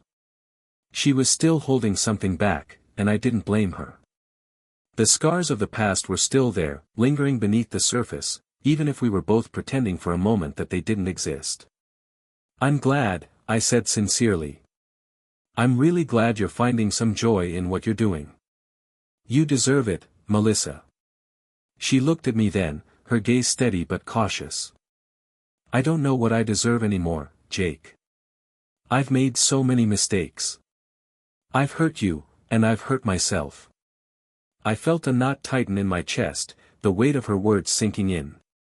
It wasn't easy to hear, but I knew it was the truth. I wasn't innocent in all of this either. I had made my own choices, my own mistakes. And now, here we were, trying to figure out what came next. "I can't change the past, Melissa," I said quietly, my voice low. "Neither of us can. But we're still here, trying. And that has to count for something, right?" Her eyes softened, but there was still a hint of doubt behind them. "I wish I could be sure. I wish I could promise that things will be okay between us. But I don't know, Jake. I don't know if I can ever trust anyone again." I reached out, gently taking her hand in mine, a simple gesture but one that spoke volumes. "I'm not asking you to trust me overnight. I'm not asking you to forget everything that's happened. I'm just asking for a chance to prove that I can be the person you need me to be. That we can make this work, if you're willing to try." She stared at our hands for a long moment before slowly meeting my eyes. The uncertainty was still there, but there was something else, too, something that looked a lot like hope. "I don't know if I'm ready for that," she said quietly, her voice barely above a whisper. "I understand," I replied, my thumb gently stroking the back of her hand. "But I'm not going anywhere. Not this time." We spent the next few hours talking about everything and nothing, our past, our present, and the future that seemed so elusive. It wasn't easy. We still had so much to untangle, so much to work through. But every word, every conversation felt like we were chiseling away at the walls between us, little by little. I could see how much she was holding back, how scared she was of trusting me again. And I couldn't blame her. I had hurt her, and even though I was trying to make things right, I knew it was going to take time. But time, it seemed, was exactly what we both needed. That evening, as I walked her back to her apartment, I felt a strange sense of peace settle over me. It wasn't the same peace I'd felt when everything had been perfect between us. No, this was different. This was the kind of peace that came from knowing we had a long road ahead of us, one filled with uncertainty, with setbacks, with challenges, but one where we had a chance to rebuild. As we stood at her door, she turned to face me, her hand resting on the knob. She didn't say anything for a moment, just looked at me as if searching for something. "I'm scared, Jake," she finally admitted, her voice soft but full of emotion. "I'm scared I'll mess this up again." "You don't have to do this alone," I said, my voice gentle. "We'll figure it out together, okay?" She nodded slowly, her eyes glistening with unshed tears. "Okay," she whispered. With that, she stepped inside, and the door closed behind her. I stood there for a moment, staring at the closed door, knowing that our journey was far from over. There would be more difficult conversations, more uncertainty, more mistakes. But there was also a chance. A real chance that we could work through it all. For the first time in a long while, I felt like I had something worth fighting for. The days that followed felt like a slow unfolding. Melissa and I were in uncharted territory, no longer the angry, hurt versions of ourselves that had been at odds, but not yet the couple we used to be. Still, every conversation, every shared moment, was a small victory in the grand scheme of what we were trying to rebuild. I had always believed that love could heal wounds. But I was beginning to understand that it wasn't just love that healed. It was the willingness to show up every day, to be vulnerable, and to choose each other even when the past still weighed heavily. It was a Thursday morning when Melissa called me out of the blue, her voice sounding both excited and nervous at the same time. "Hey, Jake," she said, her tone light but full of something I couldn't quite place. "I've been thinking, maybe we could do something different this weekend." "Different?" I asked, sitting up in bed, suddenly intrigued. "What do you mean?" "Well, I was thinking we could take a short trip. Just the two of us. Maybe go hiking or something," she said, the words tumbling out quickly. "It's just. I don't know, I feel like it could be a good way to spend time together. Away from everything, you know." I felt a spark of hope light up inside me. A trip. A chance to escape the weight of our recent past, even if just for a little while. "That sounds amazing," I said, my voice sincere. "I think we both could use a break." "Where were you thinking?" "A cabin near the mountains," she replied, her voice growing steadier. "It's not far, just a couple hours away. I found it online. It looks peaceful." "Then let's do it," I said, already feeling the excitement building. "We can leave Friday afternoon and be back Sunday night. Sound good?" "Perfect," she said, her tone brightening. "I'll make the arrangements. I think this will be good for us, Jake." I agreed, my heart racing a little. It wasn't just the trip that was exciting, it was the fact that she had reached out, made a decision, and was thinking of us. It felt like a huge step in the right direction. That Friday afternoon, we packed our bags and met up in the parking lot. As I loaded our things into the trunk of my car, I couldn't help but feel a nervous energy buzzing between us. We were doing this. We were going to spend the weekend together, no distractions, no work, just us. The drive was peaceful, the kind of quiet drive where you don't need to say much to know you're both content in the moment. The radio played softly in the background, and every now and then, one of us would point out something funny or beautiful along the way. It wasn't forced, it just felt natural. When we arrived at the cabin, I could see the relief in Melissa's face. The small, rustic building sat nestled in the woods, surrounded by trees that seemed to stretch up into the sky. The air was crisp and fresh, and the sound of birds chirping filled the space. It felt like a different world, a world far removed from everything we had been dealing with. I think this is exactly what we needed, Melissa said, taking a deep breath as we stood outside the cabin. It's so peaceful here. Yeah, I agreed, looking around. It feels like we can breathe again, doesn't it? She smiled at me, her eyes warm. Exactly. The weekend wasn't perfect. We still had moments of awkwardness, moments where the weight of our past decisions came creeping back. But we were learning how to exist in the same space without letting our old wounds control us. Saturday afternoon, we hiked up one of the nearby trails. The climb was steep, but the view from the top was worth it. When we reached the peak, we stood there for a while, side by side, looking out over the vast expanse of forest and mountain stretching before us. The silence between us felt comfortable now, not strained. I'm glad we're doing this, Melissa said quietly, breaking the silence.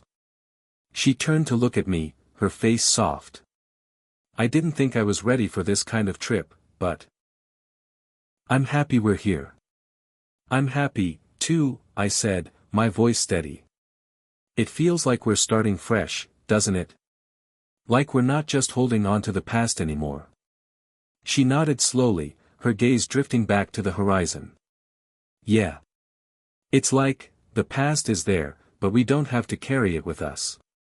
Not all the time. I reached out and took her hand, my fingers brushing lightly against hers. We're both still figuring things out, I said. But we're doing it together. And that's what matters. She squeezed my hand gently, her eyes meeting mine again. I want to try, Jake. I really do. And in that moment, I knew we were on the right path. We weren't rushing into anything. We weren't pretending that everything was perfect. But we were moving forward. Together. The drive back on Sunday was quieter. We were both reflecting on the weekend, each of us processing what it meant for us, for our future. But I couldn't help but feel that, no matter how difficult the road ahead would be, we were stronger for it. You know, I wasn't sure how this weekend would go, Melissa said softly, breaking the silence. But I think it was exactly what we needed. I agree, I said, glancing over at her. It wasn't just the break from everything. It was, us. We needed to step back and remember what it was like to just enjoy each other's company. Without all the pressure. She smiled, her eyes filled with quiet gratitude. I feel like we're finally starting to build something real, Jake. Not based on who we were, but on who we are now. I nodded, my chest swelling with hope. And that's the only way forward. I'm ready for whatever comes next, if you are. I am, she said, her voice steady. I really am. As we pulled into her driveway, I couldn't help but think about how far we had come in such a short time. The road ahead would still be filled with challenges, but this weekend had shown me something important. It had shown me that we were capable of moving forward. That we were capable of forgiveness, of growth, of building something new together. And for the first time in a long while, I believed that we could do it. We could make this work. The quiet hum of the city seemed to follow me around like a constant reminder of the world I had to face every day. It was a Monday morning, and I was sitting at my kitchen table, sipping my coffee and staring out the window. The events of the weekend still lingered in my mind. Melissa and I had made progress, there was no doubt about it, but we both knew that the real test was still ahead. We had managed to step away from the chaos, to spend time reconnecting in a peaceful, uncomplicated setting. But now, we were returning to reality, where everything was messy, uncertain, and raw. It was a few days after the trip when I got a message from Melissa, and I could tell immediately that something was off. Jake, the text began, we need to talk. My heart dropped. We had been doing so well, and yet, the words felt like an impending storm. I typed back quickly, trying to keep my cool. Of course. What's going on? The reply was almost immediate. I found something. I need to show you. I stared at the screen for a long moment, trying to process what she meant. My mind raced through the possibilities, had something happened that I hadn't known about? Was there something more to her past, something she had been keeping from me? I had to admit it, a knot of anxiety began to tighten in my chest. The fear of the unknown crept in. Maybe we weren't ready for this after all. Later that day, we met at a quiet cafe, the kind of place where you could talk without being interrupted. Melissa was already seated at a table in the corner when I arrived. Her eyes met mine, but there was an edge to them now, a sharpness that hadn't been there before. I sat down across from her, my heart beating faster than I would have liked. "Jake," she started, taking a deep breath, "I found something on your computer." My stomach dropped. "What do you mean?" She hesitated for a moment, and then pulled out her phone, tapping a few times before showing me a screenshot. The image was from an email, one that I recognized, and yet, didn't want to acknowledge. It was a message from a woman I had worked with a few months before, someone I had been friendly with. The email was innocent enough on the surface, but the tone of it, the familiarity, the flirtation, was unmistakable. "I didn't know about this, Jake," she said, her voice tight with a mixture of hurt and frustration. "Why didn't you tell me? Why is this still in your inbox?" I looked at the screen, my thoughts swirling. It wasn't like what Melissa was imagining. The email was nothing, really. A harmless exchange between colleagues, a few jokes, nothing serious. But I understood why she'd be upset. It didn't matter if nothing had actually happened, it was the fact that I had kept it from her. The fact that I hadn't been transparent, that I hadn't shared this part of my life with her when it could have easily come up. "Melissa, I started, but she cut me off, her eyes flashing with a mix of betrayal and disbelief. "Don't, Jake. Don't try to explain it away. I need you to be honest with me," she said, her voice trembling slightly. "We've both made mistakes. But I can't keep doing this if I don't know I can trust you." I felt the weight of her words hit me like a punch to the gut. I had messed up again. I had given her a reason to doubt me, a reason to wonder if I was really committed to fixing what we had. It wasn't a big thing, but it was a moment where I could have chosen honesty over hiding, over avoiding difficult conversations. I hadn't chosen right. "I didn't want to hurt you," I said, my voice low. "I didn't think it was a big deal. I should have told you, but I was trying to avoid complicating things." She let out a frustrated sigh, shaking her head. "That's the problem, Jake. You're always trying to avoid the tough conversations. You think that if you just don't say anything, everything will be fine. But it's not fine. It's never been fine." I could see the tears welling up in her eyes, and it hit me how much she had already been through, how much I had put her through. All this time, we had been walking on eggshells, trying to rebuild something that felt fragile, and yet, here I was, making the same mistakes all over again. "I know I've screwed up," I said quietly, my voice barely above a whisper. "But I'm trying, Melissa. I'm trying to show you that I can be better. I want to be better. For you. For us." She didn't respond right away. She just looked at me, as if trying to decide whether or not she could believe me. It was like we were standing on the edge of something, on the edge of a decision that would either break us or allow us to move forward.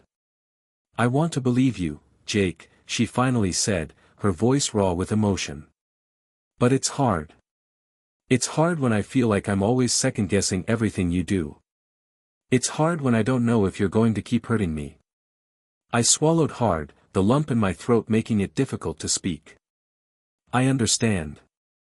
I really do. I don't want you to second-guess me. I want to prove to you that I'm worth trusting. But I know I have to earn that. And I'm willing to do whatever it takes to show you I'm serious."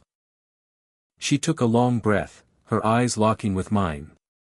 "I need time, Jake. I need time to process this, to figure out if I can really trust you again." I nodded, understanding completely. This was the test, the one I had known was coming but hadn't wanted to face. It wasn't going to be easy, and it wouldn't be quick. But if we were going to have any chance of moving forward, I had to let her take the time she needed. I had to respect that. Take all the time you need, I said softly. I'll be here, whenever you're ready. The rest of the conversation was quiet. We talked, but the weight of what had happened hung heavily between us. I knew that I had to prove myself, prove that I could be the man Melissa needed me to be. I couldn't change the past, but I could shape the future. And right now, that's all I had to hold on to. As I left the cafe, I couldn't shake the feeling that this was the moment of truth. This was the moment where we either chose to fight for each other or let go. And I wasn't ready to let go. The days after our conversation at the cafe felt like a blur. I gave Melissa the space she needed, but the silence between us was deafening. Every time I picked up my phone, my heart raced, hoping for a message from her. But there was nothing. I told myself that she had to process everything, that she needed time. But deep down, I couldn't help but feel the weight of our uncertain future pressing down on me. We hadn't spoken much after that day, and with each passing moment, I found myself questioning whether she would come back, whether we had what it took to make it. I knew I had to prove myself to her, but I also knew that the decision was hers. And no matter how badly I wanted to fix things, the ball was in her court. It was Thursday afternoon when my phone buzzed. I had been sitting at my desk, trying to focus on work, when I saw her name flash across the screen. My heart skipped a beat as I quickly unlocked my phone. The message was short, but it hit me like a wave. Jake, can we talk? I think I'm ready. I stared at the words for what felt like an eternity, my fingers trembling as I typed a reply. Of course. When and where? She responded almost immediately. Can we meet at the park? 6 p.m. I didn't hesitate. I knew this was it, the moment we would either decide to move forward or go our separate ways. My mind was a whirlwind of thoughts, but one thing stood out: I wasn't ready to give up. Not yet. Not when there was still a chance to rebuild. When I arrived at the park that evening, the sun was just beginning to set, casting a soft orange glow over everything. I saw Melissa sitting on a bench near the pond, her head down as if deep in thought. I approached her slowly, unsure of what to expect. She looked up as I reached her, her eyes tired but not without a glimmer of something I couldn't quite put my finger on. Hey, I said softly, sitting down next to her. How are you? She shrugged slightly, a small smile playing at the corners of her lips. I've been okay. Been thinking a lot. Yeah, me too, I replied, my voice thick with emotion. I know I've messed up, Melissa. And I know I've hurt you. But I'm here, and I'm willing to do whatever it takes to make things right. I know it's not going to be easy, but I believe in us. I believe in what we have. She took a deep breath, her gaze shifting to the water in front of us. The silence stretched on, and for a moment, I thought she might not say anything. But then, she turned to face me, her eyes full of sincerity. Jake, I've been trying to figure out if I can trust you again, she said, her voice barely above a whisper. I've been asking myself if I can really let go of all the hurt, all the things that have happened between us. And the truth is, I don't have all the answers. My heart sank. I had hoped, had prayed for this to be the moment we decided to move forward, but I knew that the process was messy. It wasn't about a sudden revelation, it was about time, trust, and understanding. It was about both of us being ready. She continued, her eyes fixed on mine. But what I do know is that I'm not ready to give up on us. I'm not ready to throw away everything we've built, all the good things we've shared. I know it won't be easy, and I'm not asking for perfection. But I'm willing to try. If you are. I felt a surge of relief wash over me. It wasn't the kind of relief that came with everything being magically fixed. It was the relief of knowing that we were both ready to put in the work, ready to face the challenges that lay ahead. It was the relief of knowing that she hadn't given up on me, on us. I'm ready, I said, my voice firm with conviction. I know I've made mistakes, and I know I can't change the past. But I'll do whatever it takes to earn your trust again, to show you that I'm the person you deserve. I want us to be better, together. She nodded slowly, a faint smile crossing her lips. I want that too, Jake. I really do. For a long moment, neither of us spoke. We just sat there, side by side, the sounds of the park around us, the distant laughter of children, the rustling of leaves in the trees, filling the silence. But in that silence, there was something profound. Something unspoken, yet understood. We had both been through so much, and yet here we were, on the edge of something new. Not perfect, but real. Not free from pain, but willing to face it together. Finally, I broke the silence. So, what happens now? I asked, my voice hopeful but laced with uncertainty. She looked at me, her gaze steady. Now we take it one step at a time. We don't rush it. We don't pretend like everything's fine. But we keep showing up. Every day. We keep talking, even when it's hard. And we start rebuilding. From here. I smiled, a weight lifting from my chest. I can do that. I want to do that. She leaned her head on my shoulder, and for the first time in a long time, I felt peace settle over me. It wasn't a guarantee that everything would be perfect, it never would be. But I knew one thing for sure, we were choosing each other. Choosing to try again. And that, in itself, was a victory. As we sat there, the sun dipping below the horizon, I realized that this was the final choice. The choice to let go of the past and move forward with the person who, despite everything, I still cared about. The choice to trust, to forgive, and to start fresh. And maybe, just maybe, that was enough. Have you ever faced a moment where you had to choose to move forward, even when it seemed impossible? What was the decision that changed everything for you? Leave a comment below. How do you rebuild trust after it's been broken? Hit subscribe and leave a comment with where you're watching from. This story might just spark a new beginning. What's one thing that always pushes you forward, even when things get tough?